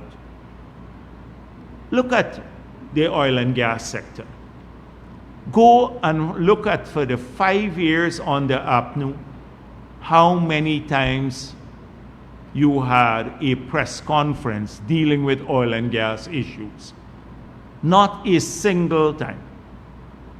If they basically had a couple of words, literally a couple of words from Trotman when he was minister, he said practically nothing about the sector. Even they lied about the agreements they signed. He didn't say anything about it. No accountability. And when Granger took over as minister of the natural resources sector, he also said practically nothing. We have spoken about oil and gas matters 100 times. I've been outlining all of it. Look at even tomorrow, we're going to pass the law that will ensure that all of the oil and gas companies and those who are transporting oil and gas through our waters, that they are faced with full liability should there be an oil spill. And we are fixing problems. So we're not relying only on a 2 billion guarantee or whatever else. That would be overtaken now by this law. And that's going to be passed through the parliament tomorrow and signed by the president. And it becomes law. We have fixed the PSA. We have fixed the Petroleum Act. We have put in local content law. Contrast that with the PNC. Nothing. They did nothing. They said nothing. And every week we talk about it. And the shameless people in the GPA and some of the other media are saying information blackout on the oil and gas sector. President Ali this year has had more press conferences, maybe 2 press conferences, than Granger had in 5 years. But he gets criticized for it. We've had more information on health, on education, on housing, every day on water than you've had in the whole, in 5 years of APNU, you'll get in 1 month, we put out more information on all of these areas. So, this is total lie, but I suspect I saw the GPA statement, and it's mean-spirited, and it fits right into Nazima Raghube's thinking. I don't know what sort of journalist she is, because I don't see her publications in newspapers or anywhere else. But listen to what she said here. In the statement criticizing the president, your idea facilitates the backdoor entry of squatters parading as reporters.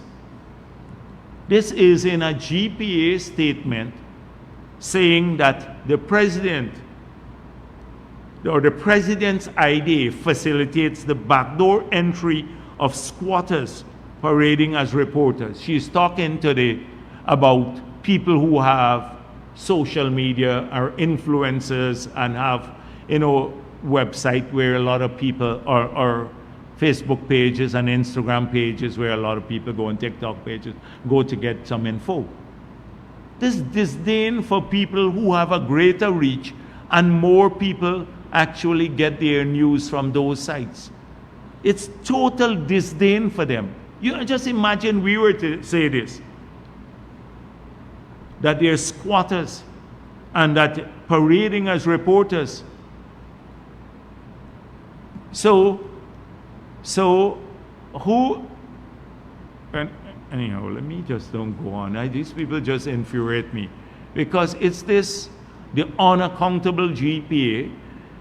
I don't know what they've done for reporters. If you talk about bias, they're the epitome of bias in the country. They would twist every article to make the PPP look bad. The transgressions on the APNU that they overlooked, now they magnify those under the PPP, invent and magnify, even where they don't exist. This is a jaundiced group. And so they accuse the president of trying to suppress press freedom in Guyana, because he wants, everybody to have a free environment, influencers and everyone else, a free environment. They're the ones who want to curtail people's freedom to source their information from whomever they want to. They believe they have a monopoly on putting out information to people, the public. And they also have a monopoly on getting public money, ads and everything else, regardless of how crappy their services are and how few people use them. This is the GPA for you. And a long 40 pages document or something like that, they put out a lot of trash in this. Trash. This is, but they are part of that cabal. Look out for them. They're going to surface more and more. GPA, remember the name, GPA, TIGI, the Human Rights Association, Red Shred, the APA, they're all PNC, AFC outfits. They're just PNC, AFC outfits. You see them, it's like they got their direction from Congress Place. And GTUC too. They got their directions from Congress Place. So don't pay too much heed to any of those individuals. I just end here. Thank you. Good afternoon, Dr. Jagdeo. Cordell Jones from Live Iron News. Another Guyanese associated with the Mohammeds has been hit with U.S. visa sanctions. You've been speaking about this over and over. Could you share your thoughts on this? So, I've been trying to avoid speaking about the Mohammeds. People say, oh, they have not declared to run, and why is Jagdeo criticizing them? So they're looking for sympathy on one hand, and then the other group is saying, we are commenting on them because we're afraid of the Mohammeds running at the elections. Now, personally, I wish they would run so I can deal with it on the campaign trail. Let me tell you that. That as Jagdeo, not General Secretary of the party. So then when we mount the platform, we could actually, because that's fair game. Once you're a political party, it's fair game to look at your record and all of that. It's fair game. So personally, I wish that would happen. But the PPP has no fear of the Mohammeds running at the elections. If they think that the occasional paying people to attend a couple of meetings or getting some people by offering them a couple things, which the people should take, by the way, to come to a meeting, if that would influence people to ignore all of the track record of the PPP and the achievements and put their future in the hands of a criminal enterprise, they gotta be crazy. So I don't want anybody to interpret what I'm saying here as any of those two things that I mentioned before. But it's irksome to see the blatant lies that they tell. It's really irksome. So first thing is that they're running and hiding from the first question. They would refuse to answer one question. Did they smuggle 10,000 kilograms of gold in 5 years and avoid $50 million of taxes, evade $50 million of taxes? You notice until now, with all of the statements, public statements, and the letter writing from members of the family, they refuse to answer one question. Just one question. They would refuse to answer it. So I can give them my Thursday slot, not at Freedom House. They can do it there. Next Thursday at 2 p.m., let them have a press conference there. And have Azruddin Mohammed meet the press like this and answer questions from the press. It's a simple thing. The AFC does it. Nigel Hughes, with all of his all over the place answers, at least he does it. And Norton again does that.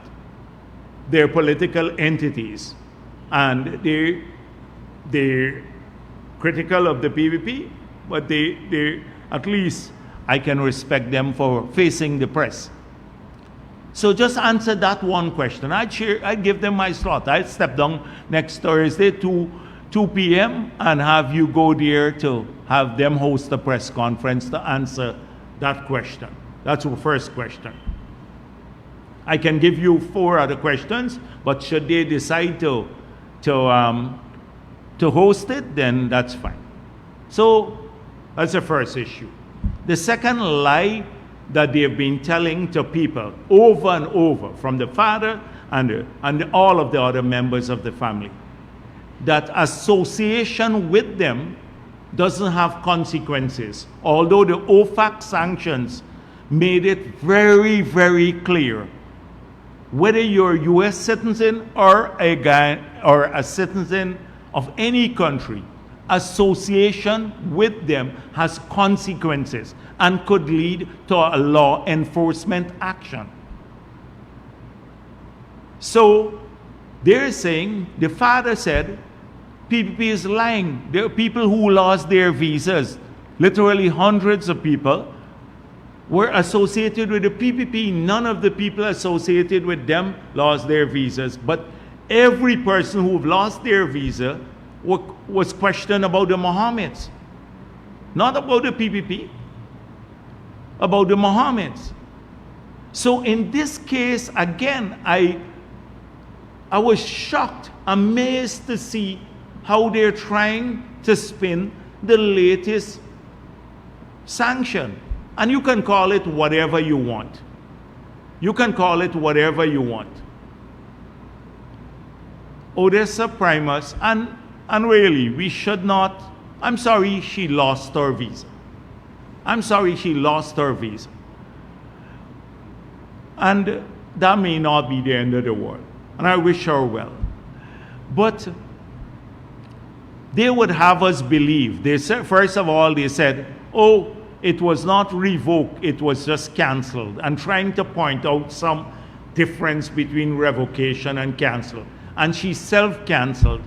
So you would have us believe, you're stretching our imagination, that she packed her bag in Guyana, booked a ticket, jumped on a plane, went to New York and asked them to cancel her visa and then come back home.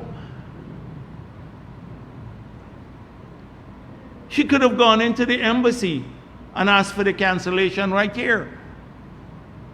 And that is what they were spinning. And this country got some really stupid people, really, who are pushing that line. And then hanging on to something that the US ambassador said, that where she was pointing out the different kinds of sanctions, that OFAC sanctions by the Treasury are different than other kinds of sanctions. Not speaking about this specific case, thank God the US ambassador clarified that, as though it changed the whole story. So why was she sanctioned, her visa withdrawn? Was it because she was carrying gold into the country? Was she smuggling drugs? No. The answer is no. It had to be with association. Remember, her saying this, I have my visa here, making it seem to people out there that there are no consequences. She was propagating that, oh, there are no consequences. Well, if people believe that and believe what they're saying, well, it's up to you. It's up to you to believe it. But they keep peddling this line all the time. Oh, it's not us. And let me tell you, one guy who lost his visa because of them said, when he mentioned it to them, this was about a while back, they were laughing. They were laughing. They want people to share the misery that they're going through. And what? They want this country to put the country at risk, all of the people at their country at risk. They're upset with us because they lost their cambio license and all of the other engagements, all their bank accounts here in Guyana. But they want us to put at risk the life of every single Guyanese so we can get sanctioned. The financial system would get sanctioned so all of our people get affected. To protect them, that is what they're going there. This whole going around and all of that is to get public support. This is what they've been doing. And so I didn't want, for weeks I stayed away from these guys. And look at the latest thing. So let's see how the courts would rule, because it seems as though in this country, if you are wealthy, then you have special treatment. The GRA has gone after people for taxes, $500,000 of taxes. They've gone after them. They've seized people's vehicle, public servants, other people, poor people. Routinely they do this. 300 vehicles they've seized because of transgression. Here it seems as though a different rule applies. Now we have evidence. The commissioner today, Stacia, filed a criminal case because it's false declaration is a crime according to our laws. They've charged many people with false declarations before. He's put in his document, the court record, that he paid $75,000 for the vehicle. The GRA, through the designated contact point, which is the Ministry of Home Affairs, sent off a letter to the Treasury through the OFAC, the Mutual Assistance Treaty that we have, and they've received the evidence from the Treasury Department in the US. The invoice is for $695,000. There's a perjury before the court. You filed a false affidavit. But that seems to be normal with this group. That seems to be normal with the group. That you can do this and get off. And let's see how the court will go today. Because it seems as though I don't know how that will go. And often I saw a Starbuck News editorial where two persons, the people who were killed over the river, horrific killing. I went to the funeral. We were in the opposition at that time. They were burnt in the building. And the judge directed the jury to return a not guilty verdict. And then the Starbuck News, linking it with the Adriana Young matter in the same story, went after the executive as though the judge or judges are infallible in this country. Why not speak about the judiciary? Because they did the work, they presented the case. Judges are not infallible too, as we've seen in the election cases. Look how many rulings. If we had gone with some of the rulings from the Court of Appeal here, we would have been out of power today had it not been for the CCJ. So it's the same kind of approach. Let's see how it goes today. I don't know, the case is being heard today, but you're faced with evidence now from the US government sending us the evidence here. But they're routine you. You would see what new excuse they will come up with. They're good at excuses, but they will not answer the question about the smuggling of gold and how much was smuggled before, and if they're still engaged in this practice now of buying gold illegally, because if the person is saying that the foreign currency is not flowing back to the market, then he may have something to do with it. So these are, and then the lie again about not working with the PNC and AFC. They're in bed together. It's a blatant lie. It's a blatant. I see some of the sites associated with the PNC now, from the moment Norton said that, they're calling for the removal of sanctions on him. They're not concerned about the $50 million lost through the smuggling of gold. So when people say, oh, why you're going, they're making it look like we're going after him because he's going to run and he poses a threat to the PPP. He poses no threat to the PPP whatsoever. They're going to say it on the campaign trail. But he could get a chance to rebut all that I'm saying by the same way I'm saying it, hosting a press conference and answering all of this, including questions about paper shorts and everything else. Could answer all of those questions openly, clear the air for the people of Guyana, and rebut what's going on. It's straightforward. But you want to bet it doesn't happen? He'd hide and post little statements that other people draft all the time on his page. That's how, yeah, go on. Dr. Jagdeo, Mikhail Rodriguez for Daybreak News. In reference to part of your last statement, about charges being brought against Azzedine Mohammed for false declaration. Something unusual happened. It's not charges being brought against him today. There is a statement suggesting that he'll be charged, but he has to appear in court on the 29th. Obviously, GRA has once again given the Mohammeds the opportunity to move to the high courts and create disarray with these matters. Is the government's unwillingness to see that the Mohammeds have compromised the Guyana Revenue Authority willing or accidental? Well, I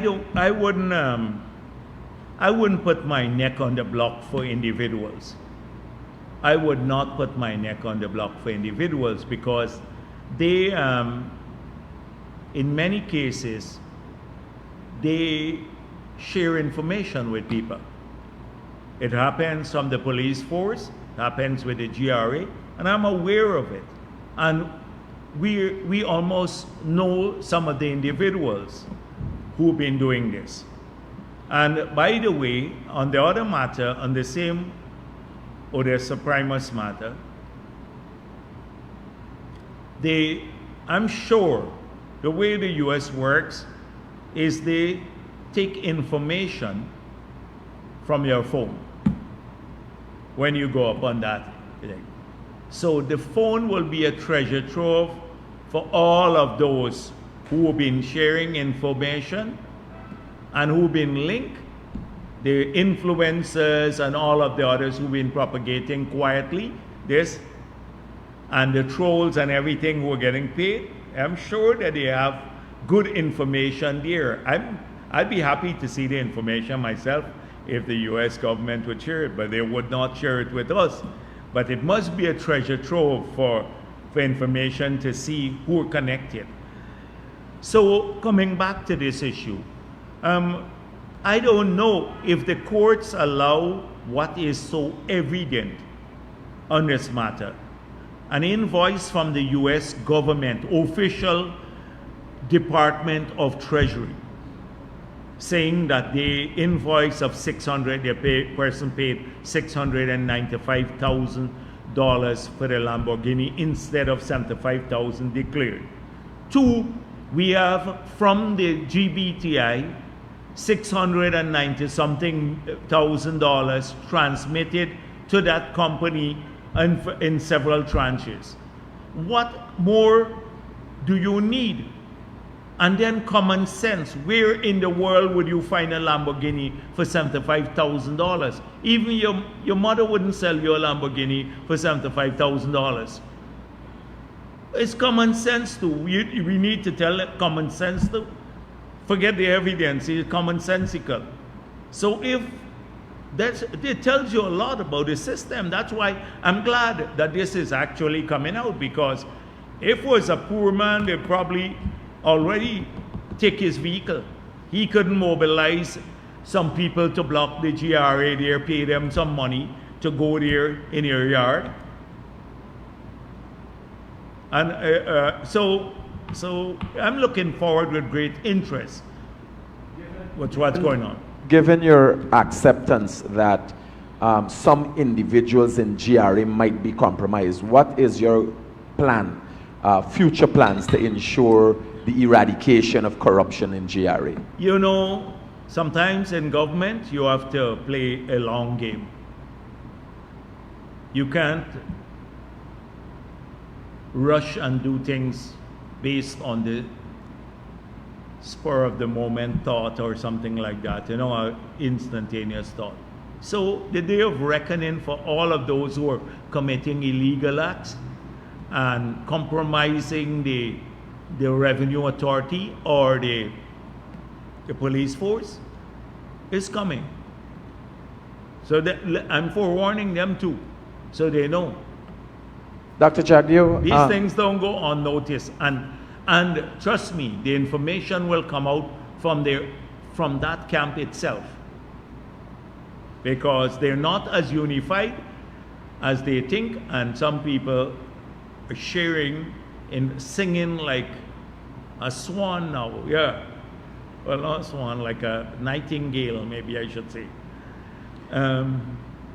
Yeah, what's our whistle board called? Toto or something like that. Yeah, they're singing like crazy, and not to us. I know where they're singing. Dr. Jagdeo, recently there have been the two-show debacle. My question is, what role did, if any, your government play in having the two-show reject the visit by the Mohammeds?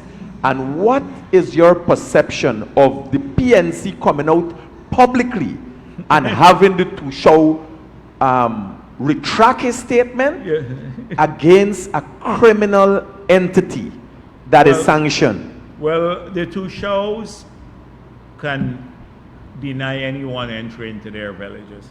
That's according to the act. You could get any individual, if you bring them down to Georgetown and give them something, you can get any individual to call for you to go into a village. So from all I gather, these two shows made it clear. You said the man is a philanthropist, but you didn't tell us about all of these criminal activities that he's been engaged in or accused of. And so we prefer you'd stay far from our people at this time.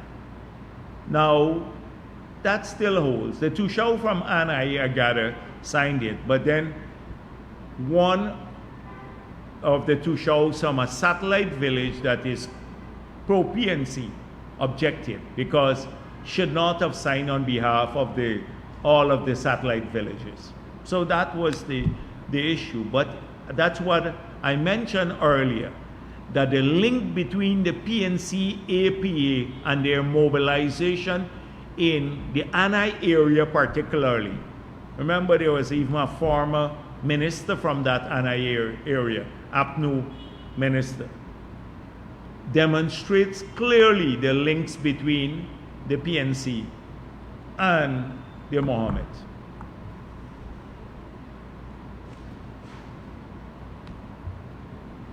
Yes.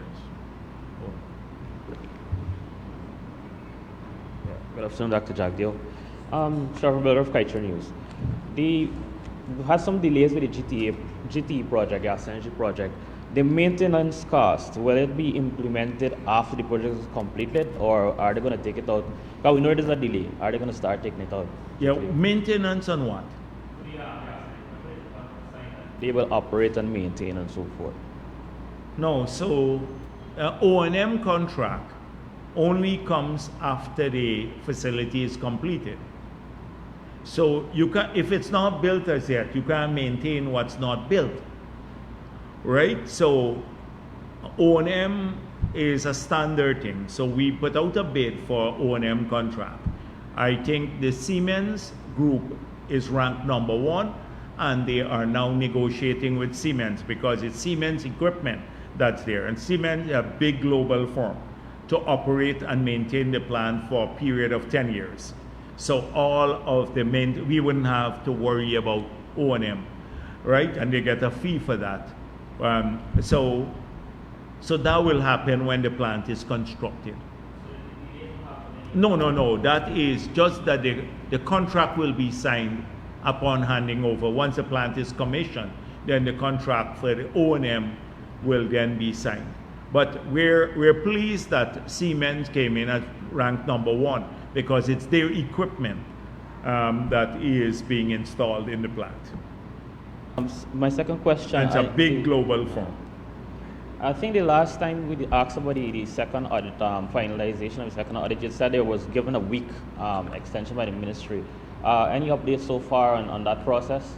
I keep saying that these audit things and stuff, you got to track it down with the ministry, not me. They 1 week, 2 weeks, 3-page documents and stuff. I don't deal with the small issues. I just deal with policy issues, like the law, like the Local Content Act, the new PSA. I deal with the big framework type issues, not who signed a letter one day or whether the they met with the people from the secretariat and stuff. I don't do that. You have a minister doing that. I deal with policy, right? So please track those down with them about whether they signed it last week or this week. All right. I think you had said back in 2023, I think there were some findings in one of the audits that said that Exxon will face consequences because they used money for operations in the Kaiser and Country block. Will the government still be pursuing suit? Yeah. If they, first of all, it would be disallowed because those, right? So they can't be utilizing, our position still stands, they can't be utilizing money that goes towards the Stabroek Block Cost Bank for activities in the Kanji and Kaituro block. Those are two separate projects. Those projects would fall under the new PSC, which is a 10% royalty and all of the other 10% taxes, etc. Those projects fall under a different regime. Okay? The consequences of this company? Well, the consequences could be, well, first of all, they'd have to reimburse the money. So the first thing is that they would have to pay back the money to so it's a financial consequence basically. Not to lock them up, but a financial consequence. They'd have to pay back the money to the revenue pool of the Stabroek block. You had said, my next question, you had said that the government will be pursuing or going to tender for independent meters at the FPSOs. What is the progress on this? Is government still... Independent what? Meters at the pump, so that we can monitor? Yes, I don't know where we are at now at this stage, but I think they have gone out, the ministry, to look at installing these own meters. Right now, we have the Bureau of Standards out there every day looking at the meters. We get a copy, a real-time dashboard, that what they see on oil production and everything else, produced water, emissions level, all of that. We have a dashboard in the ministry where we can monitor it real-time. The same thing that they see, we see. So then we also reconcile on the export figure. So if they submit one production figure and the export figure is different, we reconcile in that sense. But clearly we need to move forward on the routine monitoring, building our capacity. And once they move into the new building and their data center, we're gonna have a feed, a bigger feed, and then also we're thinking about an independent unit to do this.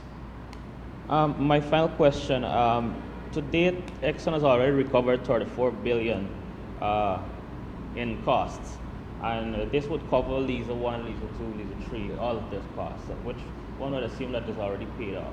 So when those assets are paid off for, like when they take money to pay for these assets, who do they really belong to once the costs are recovered? Does it belong to Guyana or still to the oil company?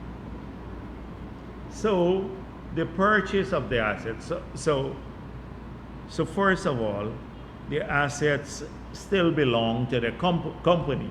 They don't change ownership from the company. But so these assets are still working.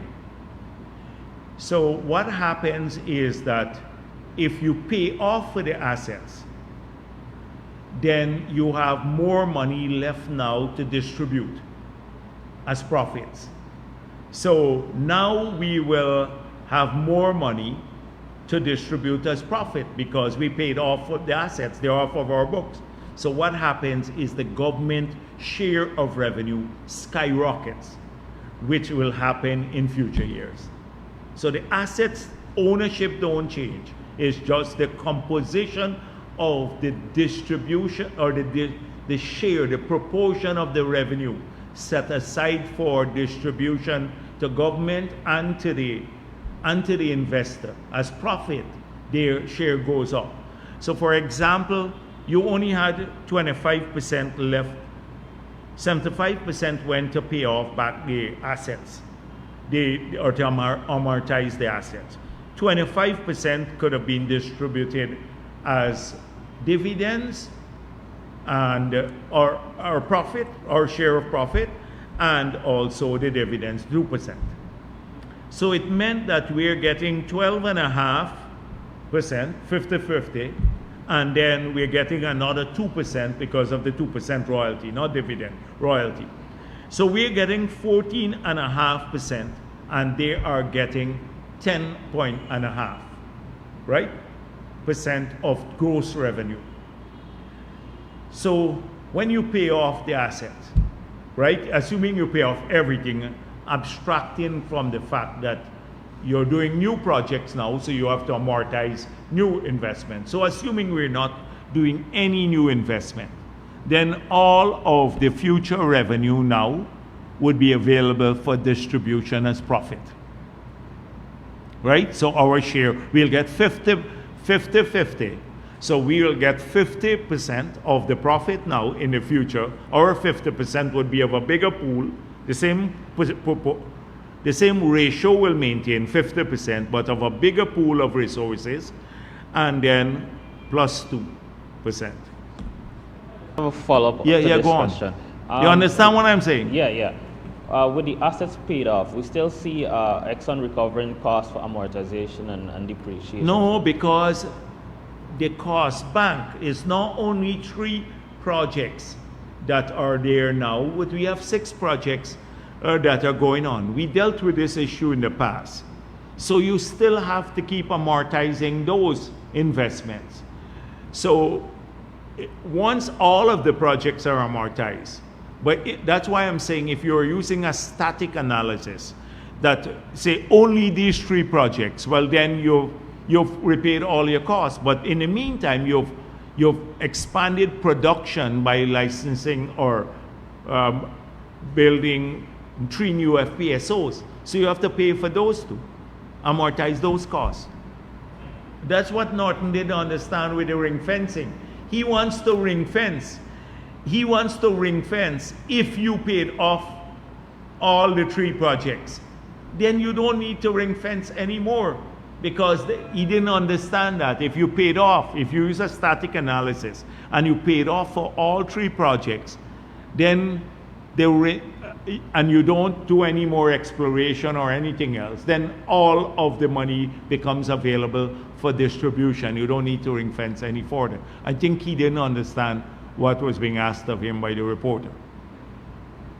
Good afternoon, Dr. Jagdeo. Nirmal Ramswak, Sheriff News Network. One question.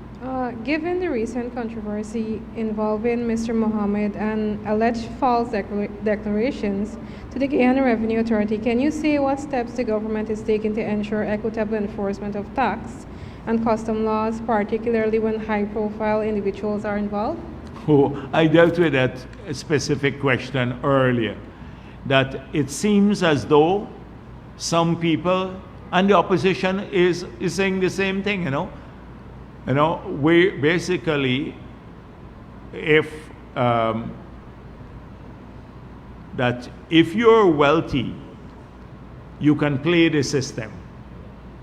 You can play the system. You can get preferential treatment, maybe from GRA or from the courts. It seems as though that is what people find reprehensible. And the GRA has to ensure, the head of GRA, the commissioner, has to ensure that he deals with the matter in the same manner as he would if a poor person encountered similar difficulties. And particularly given the magnitude of the evaded taxes, he should even be paying more attention to this matter, because hardly anyone would be evading $50 million of taxes, and with evidence supplied from the United States of America. The US ambassador said they had a mountain load of evidence. It seems as though people don't want to listen to that, because they listen. You notice the diversionary tactic all the time. When the country asks one question, they speak about something else. And I think the little going to these communities and handing over a motorcycle here or an engine there is to divert attention from answering all of the questions associated with the criminality of the Mohammeds. Nobody has asked them about the torture of those 3 individuals as reported by the Starbuck News. We've gone quiet on that. You let somebody else try to run for government or office or even philanthropy with a track record like that. And where his father apologized for him because he tortured, broke people's ribs, put salt in their mouth. And look at the report in the Starbuck News, torture them.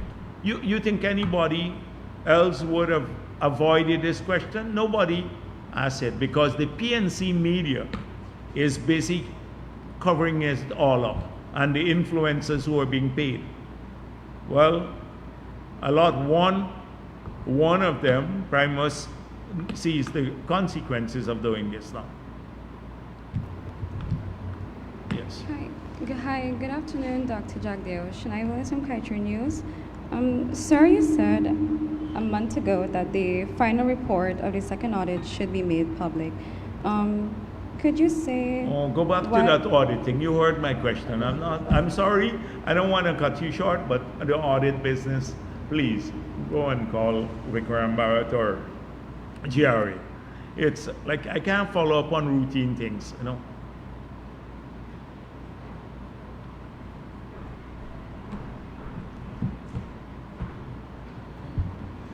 Good afternoon, Jarrah Brian Guyana Times. I have 3 different sets of questions. Yes, sure.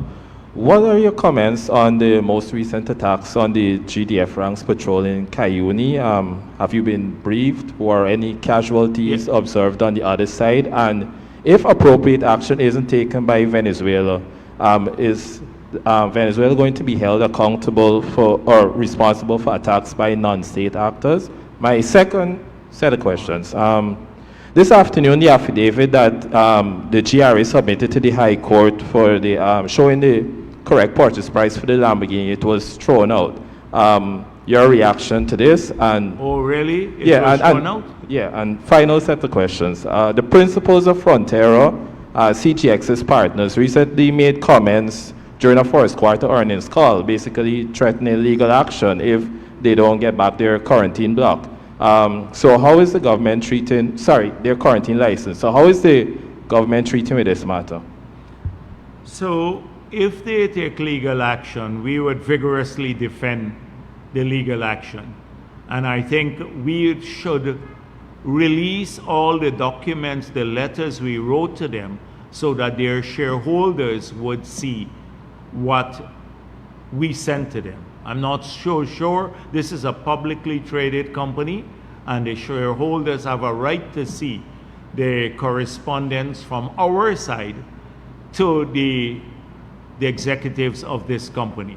We have a ton of other issues that we have about issues of inflated costs, etc., but I guess that would be best addressed. That should we need to do so through an affidavit if they pursue legal action. I did not know the affidavit or the supplemental affidavit was thrown out, but well, this is a shock to me because you have to have, I don't know what reasoning could be given by a judge to throw out an affidavit where we get this information from the U.S. government. I'll address it. I don't know what the circumstances are as yet. I'll address it later. But I spoke earlier about this, something similar. I'll address it later. And on the GDF matter, I think the GDF, the Chief of Staff, I spoke with him earlier today. At 5 p.m. today, he has a press conference. So he will be addressing those matters directly. Yes, he will address the matters comprehensively. Dr. Jagdeo, good afternoon. Shaquan Gill, DPI.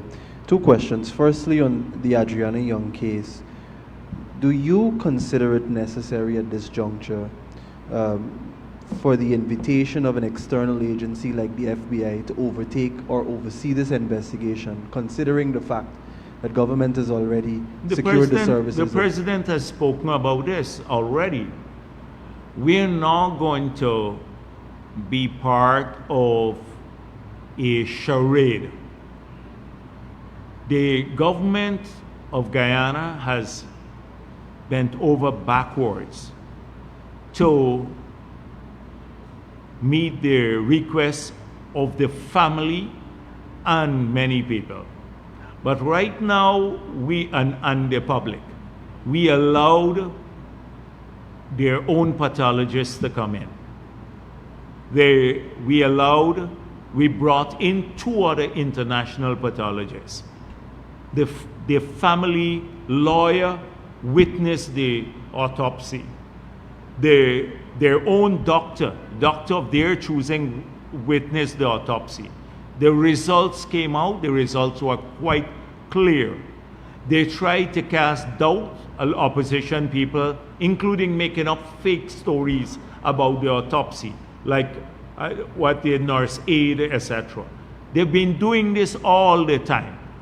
That's the second thing. We promised a full investigation. The police spoke about this, exploring every theory. We brought in a specialist from Canada. When does it end?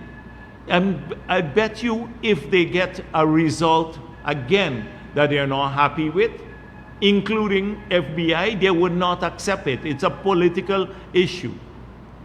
We've gone overboard on this matter than we've done almost on any other matters. You know, you have several other issues or instances where people had called for external pathologists, etc. Never in a single case that I know of have we brought in 3 internationally renowned pathologists to look at this because of the circumstances. All of the rumors they dealt with. They addressed every concern. They changed their lawyer when they didn't get the results, and he spoke about the professional nature of the forensic audit. They brought in a PNC lawyer, Todd or something like that. I forgot his name. And they started criticizing their own doctor. Every question was addressed that was posed there. Did this child, did they find sexual assault? All of the questions. What happened? Was there cotton wool in the nose? But do you think you would be able, Finale would never be able, as someone said, I think there's a cartoon in the newspaper, it's only if the PPP is gone, then they would be satisfied. The PPP out of government, that is what, then they would be satisfied with the results of the investigation. It's a political issue now. Look at what Norton said. He is convening at the Square of the Revolution a program for justice for Adriana and talking about the stolen mandate or rigged elections by PPP.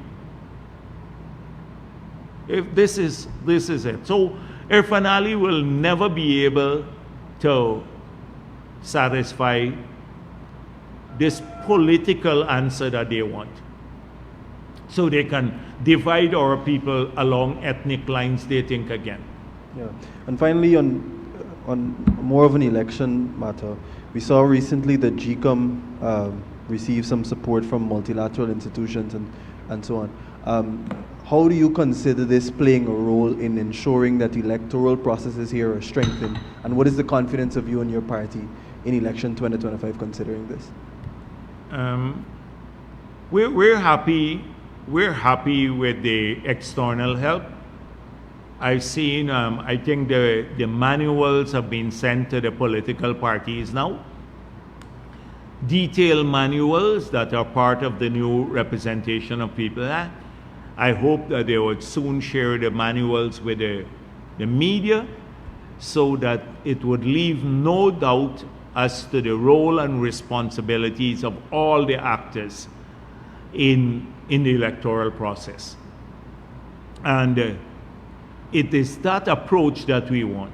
Remember, the last elections, the manual was in Lowenfield's head. So every minute he could change. You remember the East Coast, when those boxes, 42 boxes on the East Coast, they couldn't find the document in the boxes when they told the people, bring them in paper bags to the GCOM building. And then claim, oh, the PP stole those documents too. And luckily they had some video showing the presiding officers going into GCOM, the Region 4 office with the documents, lying all the time. That would not happen again. And always this controversy as to the role and the responsibilities of polling agents and what document belongs to them, like the tally sheets, etc. All of those are clarified in the so this approach is a really good one to build confidence. So you can be equipped now with your own manual when you go, and if a presiding officer says something else to you, say, look, this is the official document of GCOM. You can't tell me otherwise. This is the document that's stamped. These are my rights and responsibilities. So I just feel it's good. We're looking to cooperate. APNU doesn't seem to want to cooperate. They're still with the commission, but that's their business. They would never, as my Paul said, they will, if they win the elections on this voters list, they will accept the results. But if they don't win it, they can't accept the results. That sums it all up for you, my Paul. Thank you. Thank you.